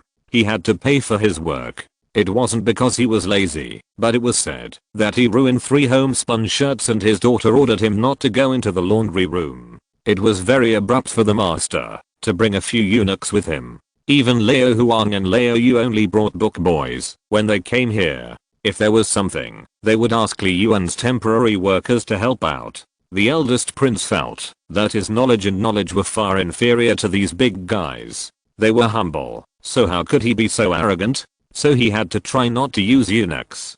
God pity him. He has always been well dressed and well fed. Although he is not so incompetent that he has everything he wants, his ability to take care of himself is indeed extremely poor. He had a very hard time in the past few days. Gradually, he got better with the help of Chuzan and Shiba. After a long time, the eldest prince got used to it. One day, a farmer from the village came to see Li Ju. It happened that Li Ju was taking things out of the warehouse and was not outside. The eldest prince simply received the farmer with mud on his feet in person. He not only invited him to sit in the flower hall, but also poured him and himself a cup of rough tea. As soon as the cup of tea was handed over, the eldest prince was stunned. He had indeed become a rough man like a commoner. He would be laughed at when he returned to the capital in the future. Looking at his sister, she was always coming and going with people, free and easy, and there was nothing wrong with her. She was also more straightforward and free-spirited. The eldest prince initially thought that this was where his sister was better than him. After 2 months of watching, he finally understood that it was not because his sister was more resilient or gentle than him, but purely because Li Ju meant something special to her. It was not love or affection, but the eldest prince felt that it was more like inexplicable trust and admiration. The eldest prince could not give such feelings. In essence, he was still the top noble boy with a considerable sense of superiority. During the time he worked with Li Ju, in addition to the great increase in knowledge and experience, the eldest prince's biggest gain was that he finally got all the information about Zhao Sanjiu. Since they parted in Jinling, the eldest prince has not seen Sanjiu again.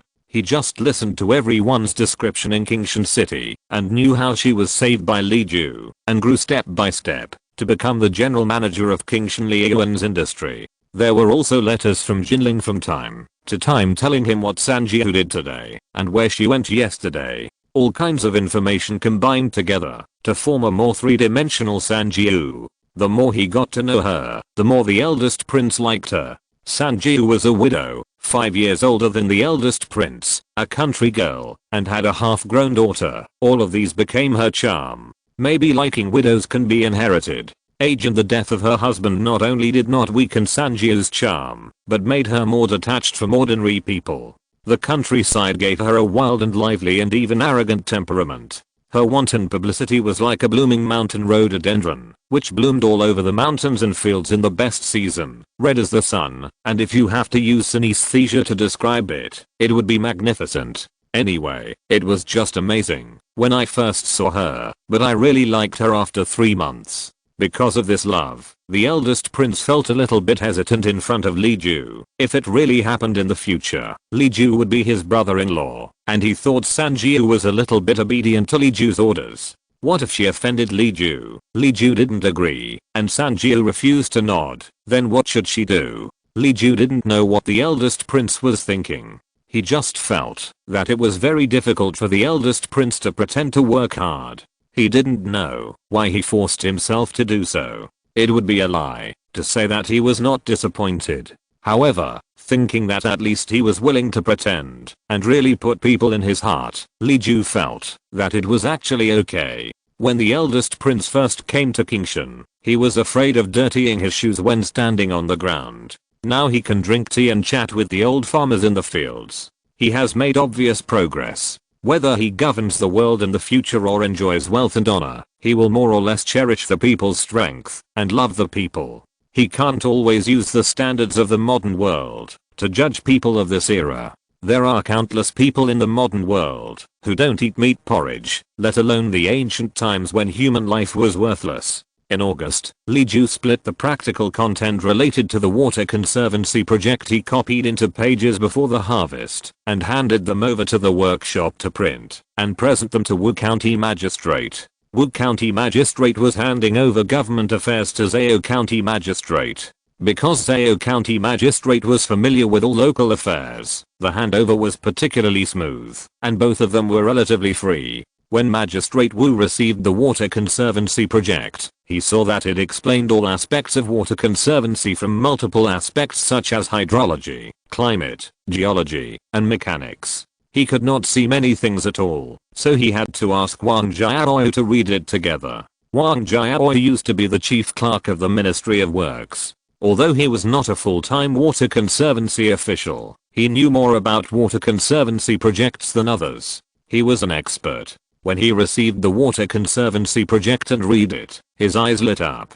He then agreed with Magistrate Wu to submit the book to the Ministry of Works for proofreading and confirmation before sending it to His Majesty as a gift. After Magistrate Wu notified Li Ju, he gave the copy of the water conservancy project to Jizu and sent it away. After seeing off the quick runner, Magistrate Wu said with emotion, "The first half of my life was very pitiful, but I was very lucky to meet you, sir. I'm about to leave office, and I'm able to give you this book as a conclusion to my term. If it were not this year, but next year or the year after, there would not be such a flood, and I would not have seen the value of this book. It just so happens that this book was published this year, and the emperor has just been worried about the flood in the south of the Yangtze River, and now he has received a book to relieve his worries. Isn't it the right time for you and me?" Li Ju replied, "If I had copied it a day earlier, this year would not be such a devastated situation." County Magistrate Wu said, "That's true, but it's not.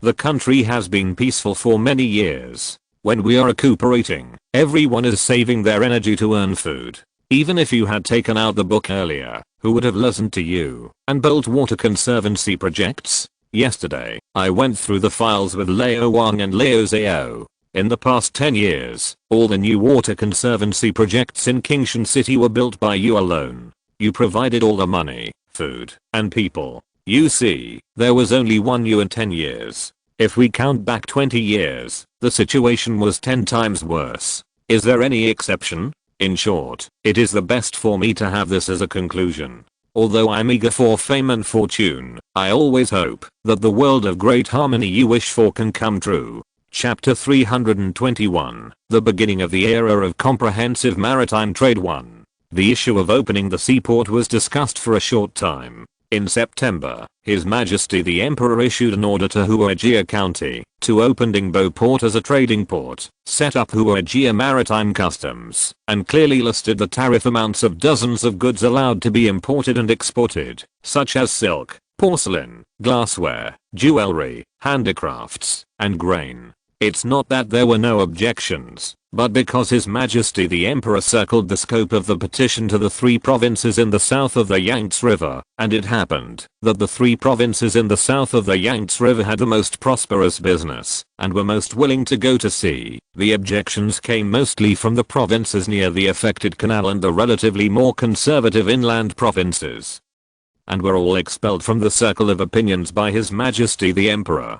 People who were a little smarter understood that the matter basically represented His Majesty the Emperor's intention when they found that the person who petitioned to open the Jiangnan seaport was Zha Junshao. It is well known that Zha Junshao was the prime minister trained by His Majesty the Emperor for the next emperor, and he was the most favored by His Majesty among the young ministers. His opinions, unless they were really inappropriate, would generally be changed and adopted by His Majesty the Emperor. This time was no exception. After His Majesty revised the business scope and official organization of the Shibosi, he supplemented a list of trade goods and passed it to him. At the same time, His Majesty also selected Qingbo Port in Yu County and Dingfeng Port in Gaohu County as subports to assist and support the import and export business of Dingbo Port. In addition, His Majesty personally circled a large area of wasteland on the eastern side of the junction of Qingshan City and Yu County as a collection and transportation center. This word was invented by Li Ju. When Li Ju wrote in his book, he mentioned that a large seaport must need a lot of cheap open space to store and sort goods. He suggested building 2 or 3 large collection and transportation centers near Dingbo Port to be responsible for the centralized transfer of goods. Once Dingbo Port becomes the Southern Sea Trade Center, it will be a place where every inch of land is worth a lot of money. Then a considerable amount of goods stored near Dingbo Port will greatly increase their costs. So Li Ju casually mentioned the concept of a subcenter. The term collection center is a term that is gradually accepted by the public in the route planning of Kingly Post. Now, people who are a little more fashionable understand why 2 places are very close, but letters and parcels need to be transferred to the next center. When it comes to the maritime trade that radiates most of Jiangnan, the logic is the same. A collection center can greatly reduce the transportation and storage costs of each piece of goods, and can also improve the efficiency of import and export customs inspection. There is a river estuary at the junction of Qingshan City and Yu County. Because the water is shallow, and it is basically mud flats, it is not suitable for sailing, so it cannot be developed as a port. At the same time, its soil has too high salt content, and is not suitable for planting, so it has been abandoned. Except for the fishermen, who catch fish and shrimp here to support their families, there is no other income. It is good to convert places that are difficult to produce and harvest into warehouses. Goods from Qingshan City and other inland cities can go downstream directly to the collection center and then be transported to Qingbo Port through a straight road.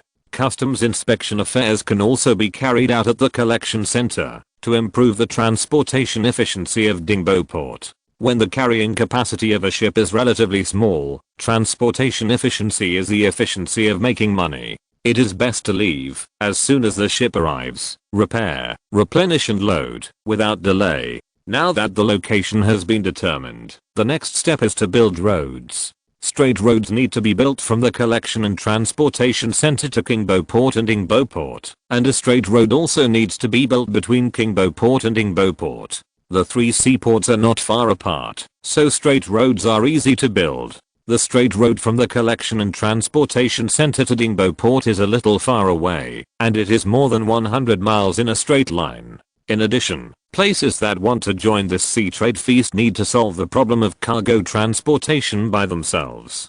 Kingshan City and neighboring cities, which already have a developed transportation network, suddenly fell into a carnival. Other cities, especially those that can produce quasi-sea goods, began to consider building roads, building bridges, and dredging rivers restlessly. Without transportation capacity, it is useless to produce gold. His Majesty the Emperor rushed to suddenly order the opening of ports during this period of time, and there was also the effect of work for relief. The entire area from the west to the north of Dasan County to the south of the Hebei Road was almost flooded into a swamp. Many people affected by the disaster fled and were displaced. The rich and food-rich places inevitably took in many refugees. How to resettle refugees has always been an important issue during natural disasters and man-made disasters. The smart way is to use work instead of relief, especially the infrastructure work for the reconstruction of the disaster area. Organizing refugees to build ports and straight roads can at least stabilize the people's hearts.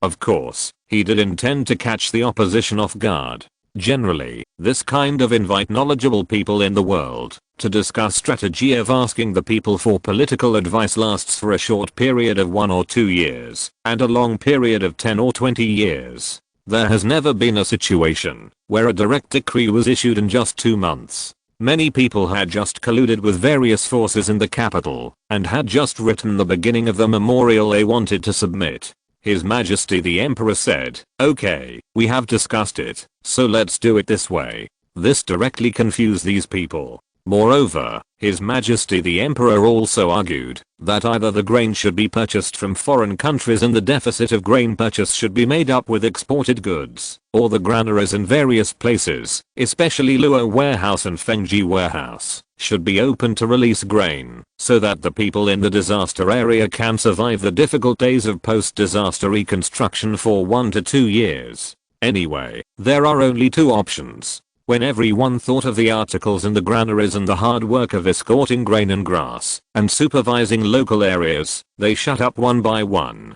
If you dare to say that you are not afraid of offending 70% to 80% of the local officials, you can say it. I'm afraid that the granaries will catch fire and not be able to release a few grains. Then the seaport will still be opened, and you will be killed by your colleagues. In this way, as His Majesty the Emperor issued the decree, Huajia County took the grain supported by Kingshan City and the grain stored in the previous year and recruited civilians and craftsmen to officially start the construction of the port. As early as when he wrote the letter, Xia Taishao was 70% sure that this would succeed. So when Kingshan City was still managing water conservancy, Huajia County was already planning the port. Xia Taishao specially reserved some space for building warehouses. He also conducted some investigations and systematically studied the transportation logic of Kingly Post. In the end, he adopted Li Ju's collection and transshipment strategy. As the decree was issued, the land prices in Ningbo port and nearby fishing villages and mountain villages rose sharply.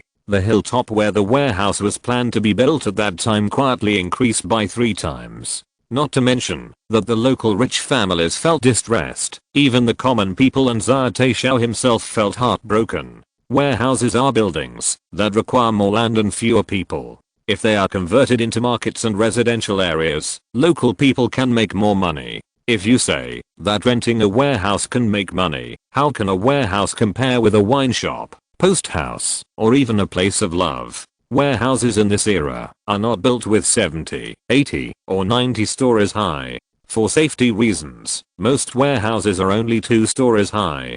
Huajia County is often hit by typhoons, so the roof of the warehouse needs additional reinforcement. The internal space is probably less than 1.5 floors, and there are only 2 floors including the basement. In this way, the volume per unit area is very small. Naturally, the inventory is small with a small volume.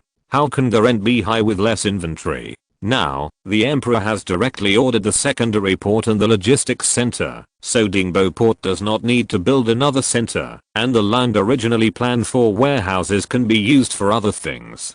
People near Ningbo port are very excited, especially the several villages and towns that have been designated as warehouses. If the warehouses are converted into markets, isn't that meat in their bowls? The more spiritual people immediately looked for the list of goods allowed for export ordered by His Majesty the Emperor to prepare to rebuild workshops, hire people or go for large-scale purchases, striving to go out to sea as soon as the port opens and grab the first round of huge profits. Chapter 322, The Beginning of the Age of Exploration 2. The emperor encouraged the sale of brocade, silk, coarse cloth, ceramics, lacquer, etc.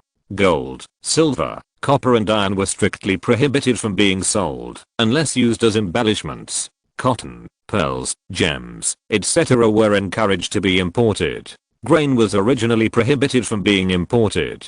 Considering the special circumstances this year, the emperor made a small opening for grain imports. In principle, imports were allowed, but once the official warehouses were full, the grain import quota would be cancelled. He used Guanzhong's tricks during the Warring States period to perfection, and wanted to encourage foreign countries to produce economic crops that could not be eaten or drunk, develop other industries, and make foreign countries dependent on the Central Plains for food. Unfortunately, Dayang itself was short of food this year, so the plan could only be postponed. The long list flew to various places in the south of the Yangtze River through the official report. Li Yuan's textile factory was instantly full of orders, and everyone wanted to settle the mule machine as soon as possible. Secondly, talents who were proficient in the language of foreign countries were in short supply for a while. People were needed to sell things and people were needed to communicate when buying things. His Majesty the Emperor encouraged the export of finished products such as brocade and silk, but strictly restricted the use of arable land in Dayang, prohibiting non-grain crops such as cotton, sesame, and flax from occupying too much arable land. If everyone wanted to grab orders for textiles, they could only import raw materials from overseas. For the raw materials to be used next year, don't we have to add orders this year? Liu Liu suddenly had dozens of commissions, all hoping that he would go outside the customs to order cotton and wool. Those who bought mule machines in advance took the time to stockpile manpower. Taking advantage of this year's natural disasters, the price of population was extremely cheap, and even the wages in Qingshan City once fell back to 2 yuan for a meal a day. The scheming masters took this opportunity to buy a lot of manpower. Anyway, they could still repair the arable land this year, so it was not a waste of labor. Next year, when the raw materials were fully equipped, they would be directly converted into workshop workers. In this way, the entire Jiangnan region silently swallowed up many people and buried all the risks brought by the displaced refugees. Construction started at 4 locations on the seaside and the straight road connecting the 4 places. People from all over the country who wanted to get on board also started to build roads, dig canals, and deepen rivers. These construction projects alone probably consumed hundreds of thousands of civilians. The flooded areas lacked food, so they could only get it from other places or even foreign countries. In previous years, there would be some extra losses during the transportation period. This year, His Majesty the Emperor sent 3 princes to accompany an imperial censor to inspect the local areas. Naturally, all localities were much more honest and did not dare to extort or seize. In addition, Li Ju made public the principles of soil fertilizer and greenhouses, and the areas south of Lingbei Road were all used. The flooded areas were also arranged after the resumption of production. As long as they survived the most difficult 3 months, they would naturally have the first batch of harvests to solve the urgent problem 3 months later. In this way, the foreigners that Li Ju had previously entrusted Liu Liu and dyeing and weaving Chen to recruit from outside the Great Wall were all put to good use. They are now teaching the foreign language to the people sent by each household in the school. Although most people are begging Dayang to sell goods now, most of the foreigners who can do business can speak Chinese, but the locals cannot fail to understand it. If no one among the people dealing with foreigners knows the situation of foreigners, they may be cheated by others. This is a pleasant surprise. Although Dayang is relatively open internally, it has always been very closed to the outside world. Just look at the fact that the Jiangnan area has not allowed sea trade. Everyone always pays attention to those who are not of my race must have different hearts. This statement is not wrong in the future, when the concept of nation state reaches its peak and there are more than 200 modern system countries and regions. Everyone has the concept of motherland, nation, and region, and has their own culture and blood belonging. But it is not so accurate in Dayang. There is no very clear concept of modern country in Dayang. A Western barbarian speaks the same language as a Dayang person, receives the same education, and has the same values. Then this Western barbarian will regard himself as a Dayang person. The object of his loyalty education is of course the king of Dayang. Unless their own interests are damaged, and their personal lives are threatened, the Western barbarians will develop their own set of education and cultural concepts, and this Western barbarian will become a real Western barbarian, thus creating a gap with Dayang. The foreign people recruited by Li Ju were also quite excluded when they first arrived. After a long time, everyone saw that, although they had different appearances, skin colors and hair colors, their culture and clothing were the same as those in the Central Plains, and they gradually accepted them. For a time, it was difficult to get a seat in the foreign language courses in the school. Even the wealthy families in Yaoniang North Road sent their managers and shopkeepers to study. It can be seen that everyone has been holding back for too long and is thinking about grabbing overseas market share. Li Ju's own share has been planned by dyeing and weaving Chen. Those luxury goods that he doesn't want to sell in the local area are listed one by one and placed in dyeing and weaving Chen's account room. Dyeing and weaving Chen counts on his fingers every day when the Shibosi will open, when the cargo ships going out to sea will be built, and when they can go out, and when they can return. Even though he sold some customs through Laoliu before, it is not as refreshing and comfortable as him going directly to make money. Everywhere was engaged in intense production, while Li Ju was struggling whether to take the opportunity to promote soil fertilizers, greenhouses, grain seeds and hybrid concepts, to propose the establishment of an agricultural technology station system. This system had an impact on the imperial examination system. The knowledge of technical design all came from science, which was currently in great conflict with Neo-Confucianism. Li Ju didn't want to let science challenge Confucianism when it was just budding. However, if he missed this opportunity to help the court promote it, it would be hard to say whether there would be other opportunities in the future.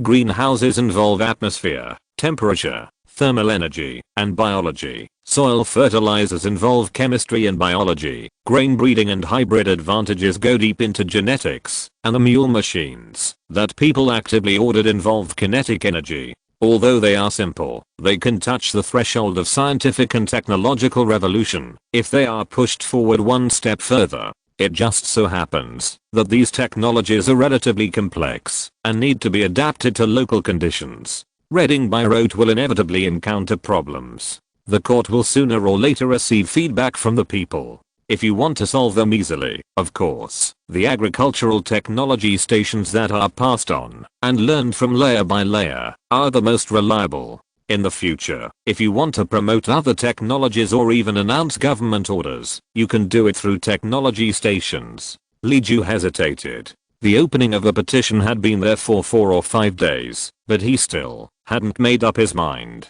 He was a straight man with little political literacy and not good at fighting. He really couldn't understand the twists and turns in the court, let alone the fundamental disputes over theories that were buried deeper under the twists and turns in the court. Just because Li Ju didn't want to be a school tycoon didn't mean that others didn't want to. Apart from anything else, Wu Yu in the capital was staring at him. It wasn't just Wu Yu who was staring at Li Ju in the capital. Zheng Shidao would ask Li Ju what he had done recently when he had nothing to do. The little princess was still fiddling with her microscope. The mule machine was repaired by the craftsman brought by County Magistrate Wang, and it started working. The terrifying efficiency made the people in the capital exclaim in disbelief. And those who were a little smarter and more sensitive also invested some effort in Li Garden in Kingshan City. Chapter 323 Reward 1. At this moment, the person who had the greatest influence on Li Ju was the emperor. However, the influence of the emperor had not yet reached Kingshan City, but had reached Jinling first. Chen Guiyang returned to Jinling in July to worship her ancestors. It took half a month on the road, half a month before and after, and it was directly delayed to August. Then it was the emperor's birthday, and it was the Mid-Autumn festival to worship the moon. There were also local exchanges, so the princess was delayed to September. This year, due to the flood, a round of grain was replanted. The harvest time started from August and lasted until the end of September. In October, some slow-growing grains, vegetables, and fruits were not harvested. Chen Guiyang heard that Li Ju was busy with farm work in Qingshan City, and she was embarrassed to disturb him. She stayed in Jinling to protect Sanjiu, which was a small favor to Li Ju. Because Sanjiu was outstanding and had a lot of money, her daughter was already a daughter-in-law of the Yu family and was favored by the unmarried and widowed families in Jinling City. Now she is also very annoyed in Jinling City, and the threshold is almost trampled by matchmakers. But there are too many wealthy families in Jinling. Sanjiu came here to do business, so she couldn't offend them too much. It was inevitable that she couldn't do anything. Chen Guiyang saw it and naturally wanted to protect her. The relationship between the two women became closer and the topics became more private. It was a moonlit night. An imperial edict of the Empress, and a boatload of people, goods, and guards quietly arrived in Jinling. What? Her Majesty the Empress has rewarded Mr. Li with 2 concubines? After hearing the edict of the Emperor and Empress, Chen Guiyang almost smashed the cup in her hand. Fortunately, Ziking watched closely and took it, so as not to cause any trouble. It turned out that not long after the prince consort returned to Beijing, he divorced Chen Guiyang at the request of Taifu Yang, and the divorce letter was sent together with this edict. It was impossible not to divorce. The princess was in Jiangnan for a day, and the prince consort had to stay in an empty room for a day. That was fine, but being stuck in the flood for whoring was not a good reputation. Taifu Yang was almost mad at this rebellious son, and he took the stick and beat him. But Taifu's wife couldn't bear to see her son suffer, so she cried and begged. Taifu Yang thought that he was an old man after all, so how could he not feel sorry for him? He could only curse a few times. A loving mother spoils her son, and let go. 2 days later, for the sake of the heir, so that the prince consort Yang would not really wait for a few years, and also to let His Majesty the Emperor spare the prince consort Yang's life, Taifu Yang reluctantly took the initiative to propose that the couple divorce. The reasons were already. Young Prince Consort Yang had broken the rules and made such a shameful mistake during the period of worshipping the ancestors. If he had not been discovered, he would have been a whore, and it would not have been a big deal. However, he committed such a crime in the eyes of the people in the south of the Yangtze River, which made the people in the north lose face. They really couldn't face the princess who was still paying respects to her in Nanjing. This incident not only made the Yang family lose face, but also made people in Beijing, who were not on good terms with the official families from the south of the Yangtze River, feel extremely embarrassed. Therefore, no one wanted to object or suspect that this was something that His Majesty the Emperor himself was happy to see happen. Moreover, old Taifu Yang was already old, and it was unknown how many years he had left. Now it was unknown when the princess would be able to return. His Majesty the Emperor readily agreed to the request for a divorce and took back Prince Consort Yang's title and rewards. This matter was not announced to the world, nor was it deliberately concealed. Everyone didn't think much of it because the princess was still in Jinling worshipping her ancestors. In order to strike a balance between being filial and being virtuous, she was willing to divorce and let her husband remarry and take a concubine. She was a first-class virtuous person. Who else could say anything? As for whether she would remarry in the future, we'll talk about it later. At worst, she could just hang up a Taoist temple in Jinling and become a lay Buddhist first, and then she would naturally turn the page when she came out. Putting the two reasons together, Chen Guiyang was divorced at the speed of light. Chen Guiyang had been in Jinling for a year and had solved her lifelong event smoothly. The next step was to fulfill the promise. His Majesty the Emperor was very satisfied with Li Ju's idea. Although Prince Consort Xiao Yang made a mistake, this mistake only allowed Prince Consort Xiao Yang to be caught and sent back to the capital. The mistake was a small one, and it didn't matter. There was no reason to divorce the couple just because the husband was a whore. The Yang family was able to let go openly and not stir up trouble among the scholars. They also praised the princess for her filial piety, virtue, gentleness and kindness. The main reason was that the couple had been separated for a long time, and the little Yang prince consort had no hope of having a son. It was the Yang family that had the need first. The Yang family also secretly suspected that the princess was infertile. Didn't you see that the queen had been favoring her for decades, and she only had one princess? Therefore, the matter of taking a concubine was imminent. The princess was in Jinling to fulfill her filial piety, and the prince consort couldn't take a concubine under the noses of the royal ancestors of Jinling, right? It would be even more inappropriate to take a concubine after returning to the capital, because there was no reason for the princess to fulfill her filial piety and the prince consort to enjoy herself. Therefore, the main reason for this matter to be accomplished was that Li Ju's idea was used. His Majesty the Emperor also fulfilled his promise happily, sent rewards to Li Ju, and asked Li Ju to come to Jinling to receive the imperial edict, because this reward could not be completed in Qingshan City. The rank of the official is the third rank, the Marquis of Fengrang. Although he has no real job, no fiefdom, and no fief, his rank is the third rank of the Marquis. The Spurs before his fall had to weigh their probabilities. Of course, Leomar is a powerful local official, so his importance is much higher than that of the officials with higher ranks than him. The mansion of the Marquis is a residence confiscated by a criminal official in Jinling. It is not Li Ju's private residence. If Li Ju's rank is revoked in the future, the mansion will also be revoked. Of course, Li Ju can choose not to live here, just as a facade. 2 subordinates are granted, from the 7th rank, and Li Ju recruits them by himself. After the recruitment, they report to the register. These 2 people are to manage Li Ju's industry and interpersonal relations. His Majesty the Emperor has specially ordered to solve Li Ju's miscellaneous affairs and let him concentrate on his agricultural studies. A lot of privileges are granted, such as not kneeling, not bowing, and not taking off the sword.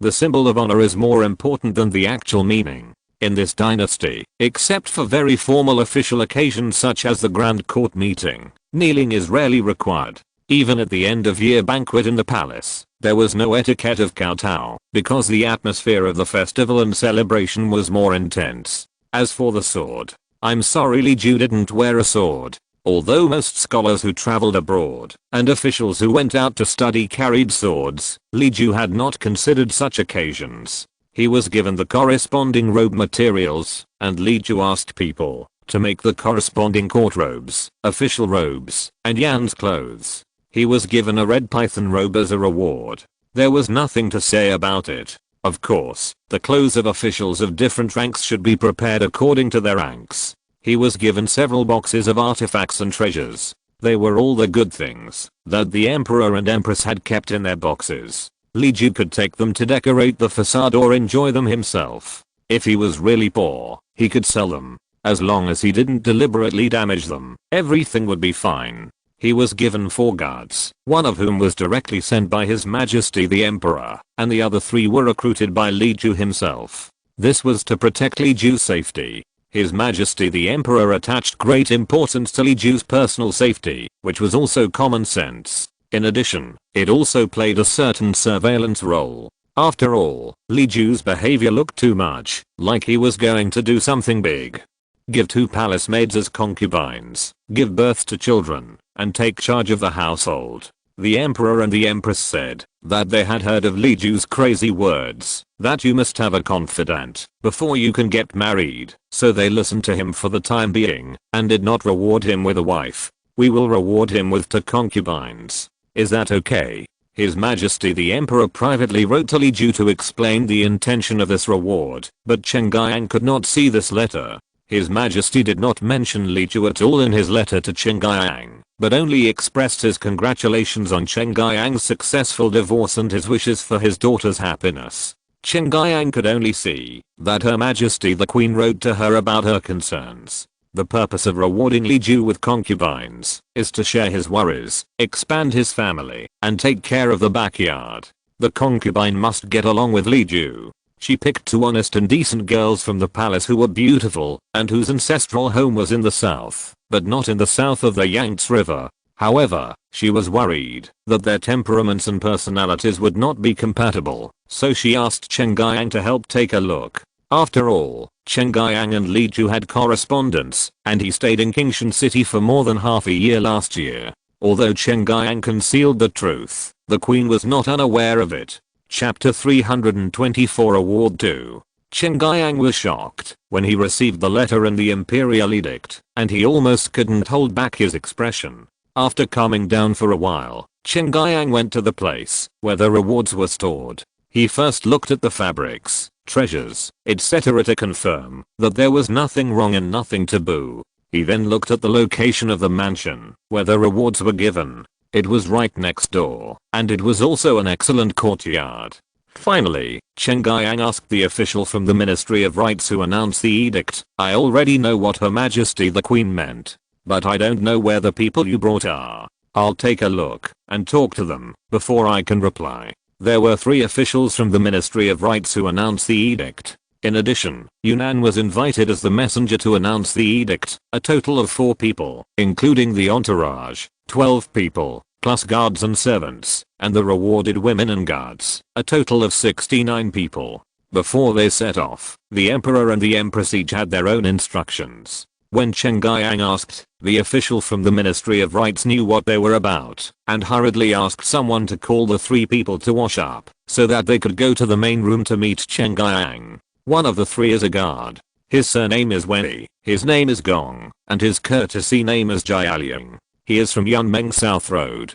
He is in his early 20s this year, and is a young instructor in the Beijing camp of the 3 major camps of the Imperial Guards. This year, he happened to be on duty when His Majesty was offering sacrifices to the ancestral temple. His Majesty saw that he had a handsome appearance, and liked him for a while. He asked him where he was from, how old he was, how he got here, etc. Wei Jialian answered fluently, but he did not show off. He was an honest child. His Majesty was selecting guards for Li Ju. He did not want to send those who were too close to him to the countryside, and he did not trust those who were not too close. If they were too strong, it would be a waste of talent, and if they were not strong, they might not be able to complete the task successfully. It was when he was struggling that he happened to meet such a person who was a southerner. He was handsome, talked steadily, and knew how to advance and retreat appropriately. He was just right. Wei Jialian was also a young instructor in the Beijing camp of the Imperial Guards, which meant that he was innocent, with strong political qualities, loyal to the emperor, and had military strength, but not too outstanding.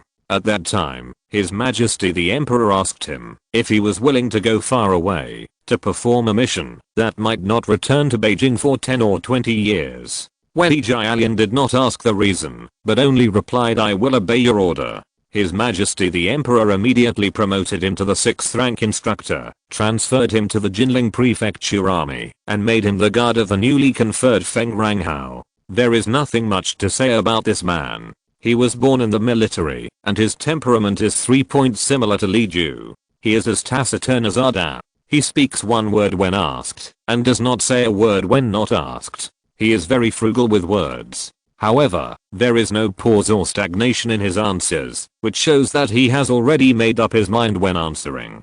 He is not a dull fool, but he really does not like to show off.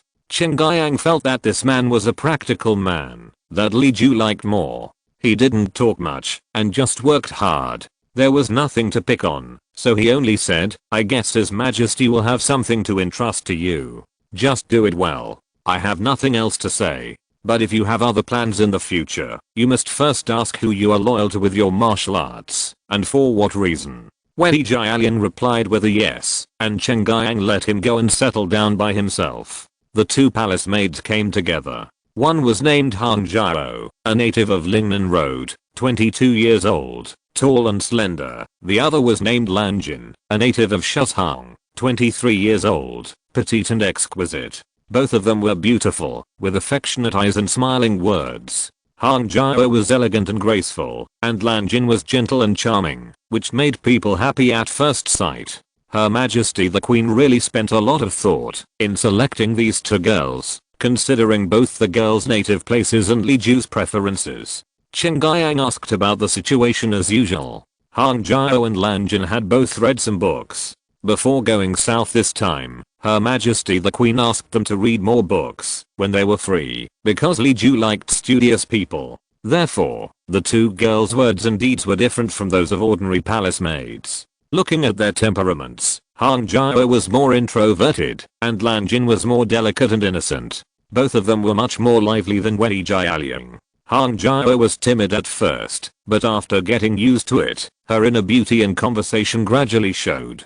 Chen Guiyang couldn't see anything wrong with the two of them, but he intuitively felt that Li Ju would not like this gift. If he only liked beauty, only liked reading and literacy, and only liked gentle and eloquent people, he would have married Zhao Sanjiu long ago. How could he let Sanjiu go out and make a living?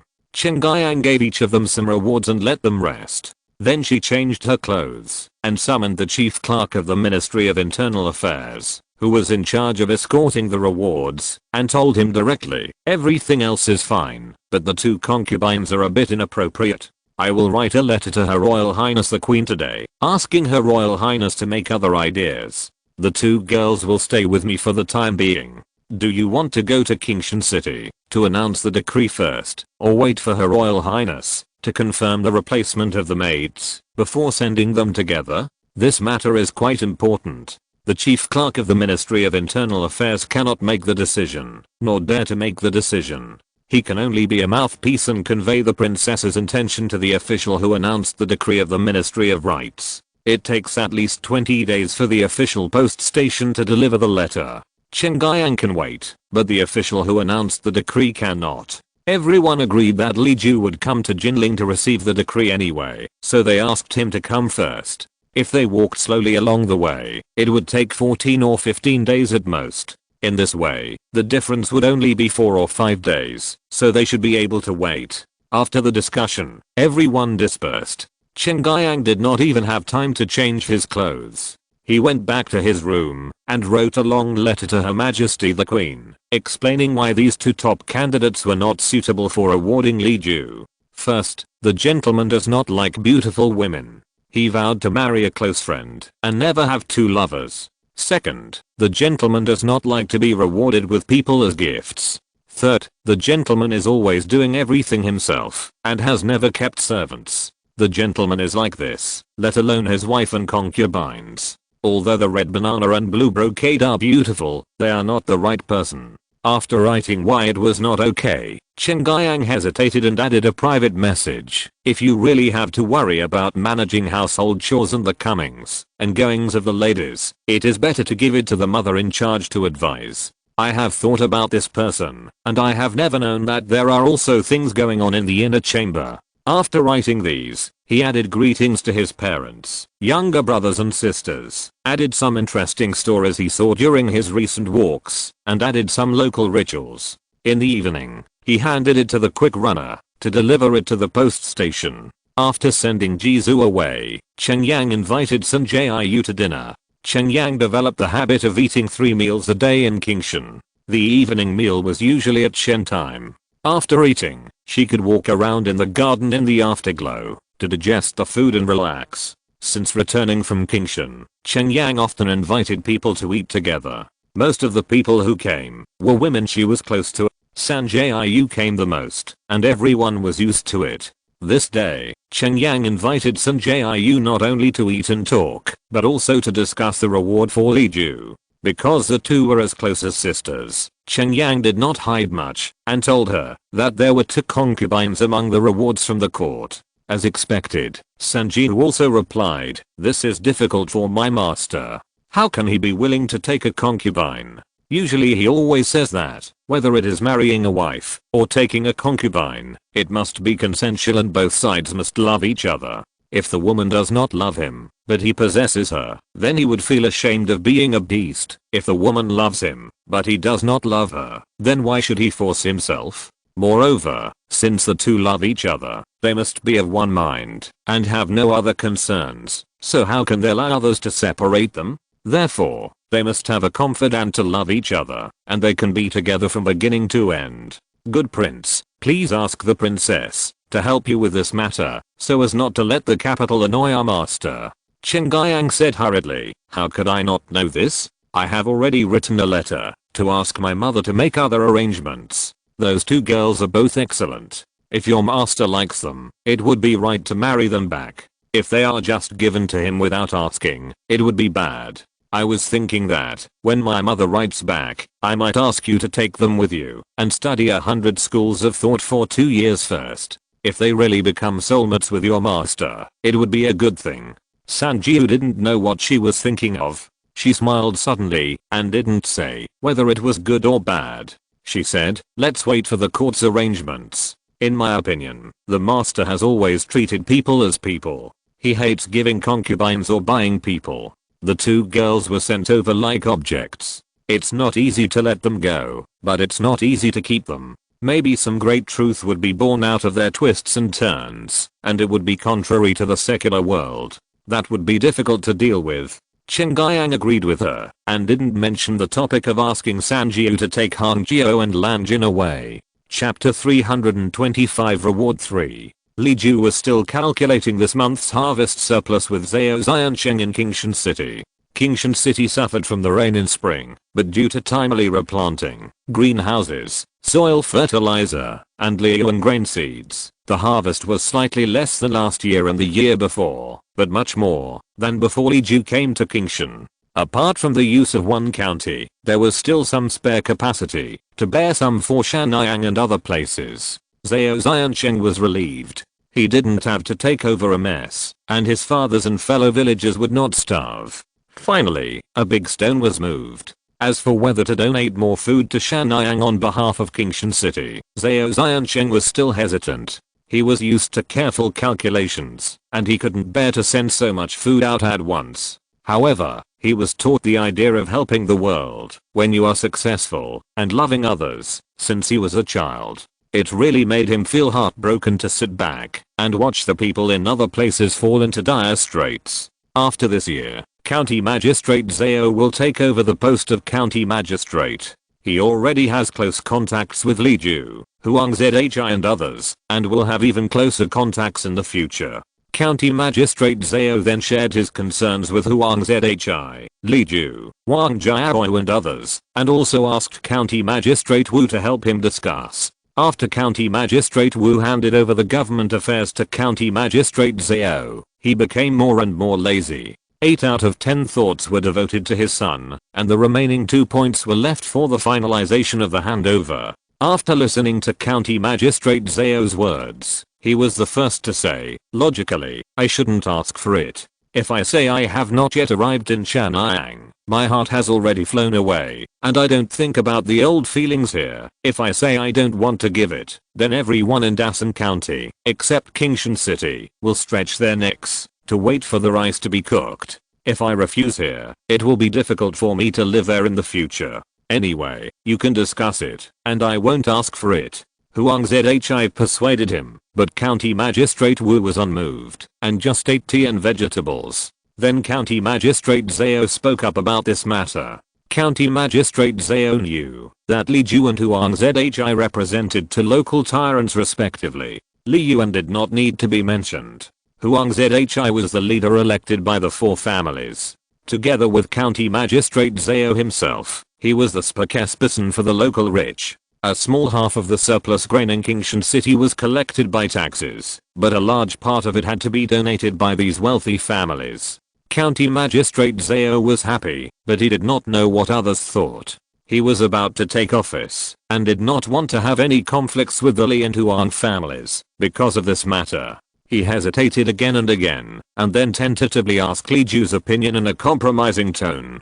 Because Li Ju was like that, everyone in Qingshan City knew it, and County Magistrate Zhao was 70% sure that Li Ju was on the same page with him on this matter. As expected, Li Ju did not think much about it and replied, I still have some old grain, which is more than enough for me to eat. I'm willing to donate the excess. It doesn't matter where the county sends it to, as long as it helps people, it will be well done. In fact, the potatoes collected in the county can also be donated. They are not durable in storage and there is no benefit in keeping them. They can be used as a seasoned seed grain when sent out. In the past, I always worried that this thing would not adapt to the local climate and soil. If I asked people to plant it, and the harvest was not good, it would harm others. How can others believe it, when I have good things to sell in the future? It just so happens that there is a shortage of grain seeds everywhere this year. Even if the harvest is only 30% to 50%, it is a good thing to fill our stomachs.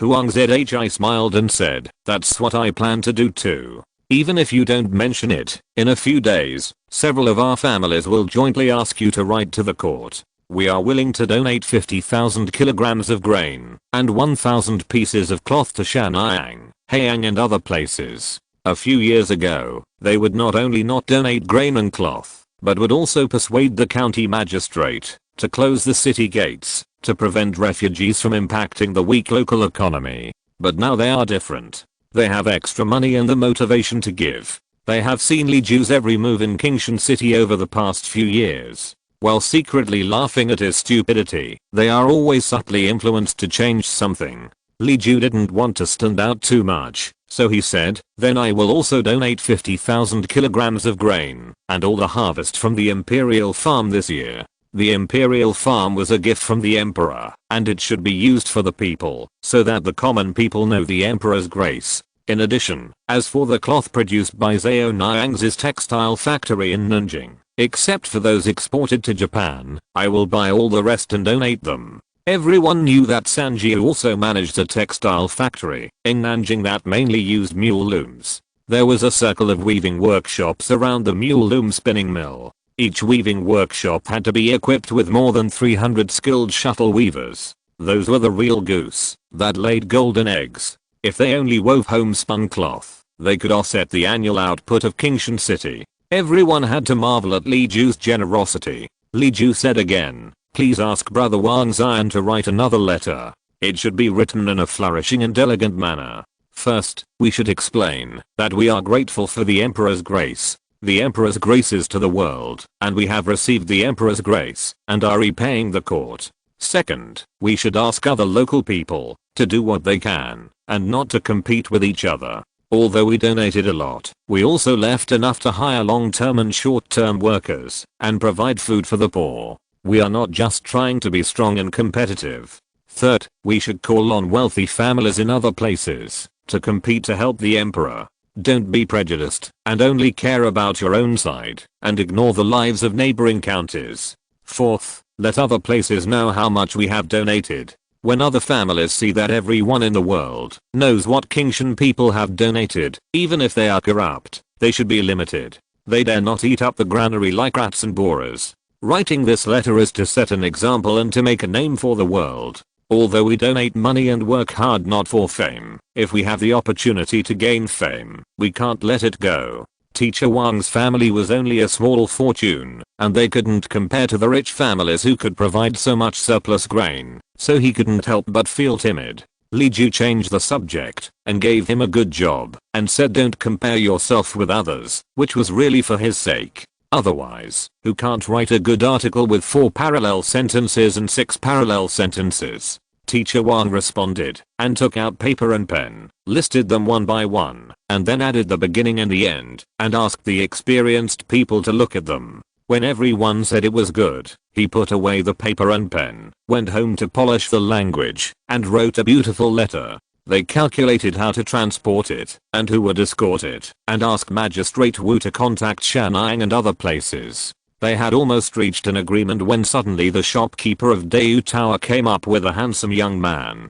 to find Li Ju and said, excuse me, your peace and quiet. Your family member Chuzan wants to see you in a hurry. The hall suddenly fell silent. Everyone thought that the Li family had simple staffing and most things were handled by someone special. If Li Ju had not insisted on doing some menial work, he would have been the most idle tycoon in the world. What urgent matter in his family could make Chuzan come to him? Li Ju was just wondering what bad thing had happened suddenly when Chu Sanlang rushed in. He greeted all the masters with a big smile on his face, then clasped his hands in front of Li Ju and said, Master, an official from Nanjing came to our house and said that they want to invite you to Nanjing to receive the imperial edict. The official was afraid that we didn't understand, so he explained that, because it was a reward in Nanjing, the old man from the Yu family was invited to be the official to announce the edict. Thinking that it would be inconvenient for the old man to travel, and that they were still dealing with the aftermath of the flood along the way, they were afraid that the reward would be damaged, so they had to ask you to go to Nanjing to receive the edict. The person who announced the edict is already busy preparing in Nanjing, and here. Please make arrangements as soon as possible to set off. County Magistrate Wu and others were envious and happy for their old friend when they heard this, and they all congratulated Li Ju. Huang Zhi stuffed a piece of money directly into Chu Sanlang's pocket and told him over Li Ju, "Go back quickly and ask your smartest boy to accompany the guests from Jinling and ask the accountant to prepare a thank you gift. You must know that these people who work for the emperor are the most difficult to deal with, so you must serve them well to avoid complications." End of this chapter. Thank you very much for reaching the end. Don't forget to like. Looking for more exclusive content and immediate access? Subscribe to our Patreon. Remember, every like, subscription, or donation encourages us to continue. Thanks to everyone. See you in the next video.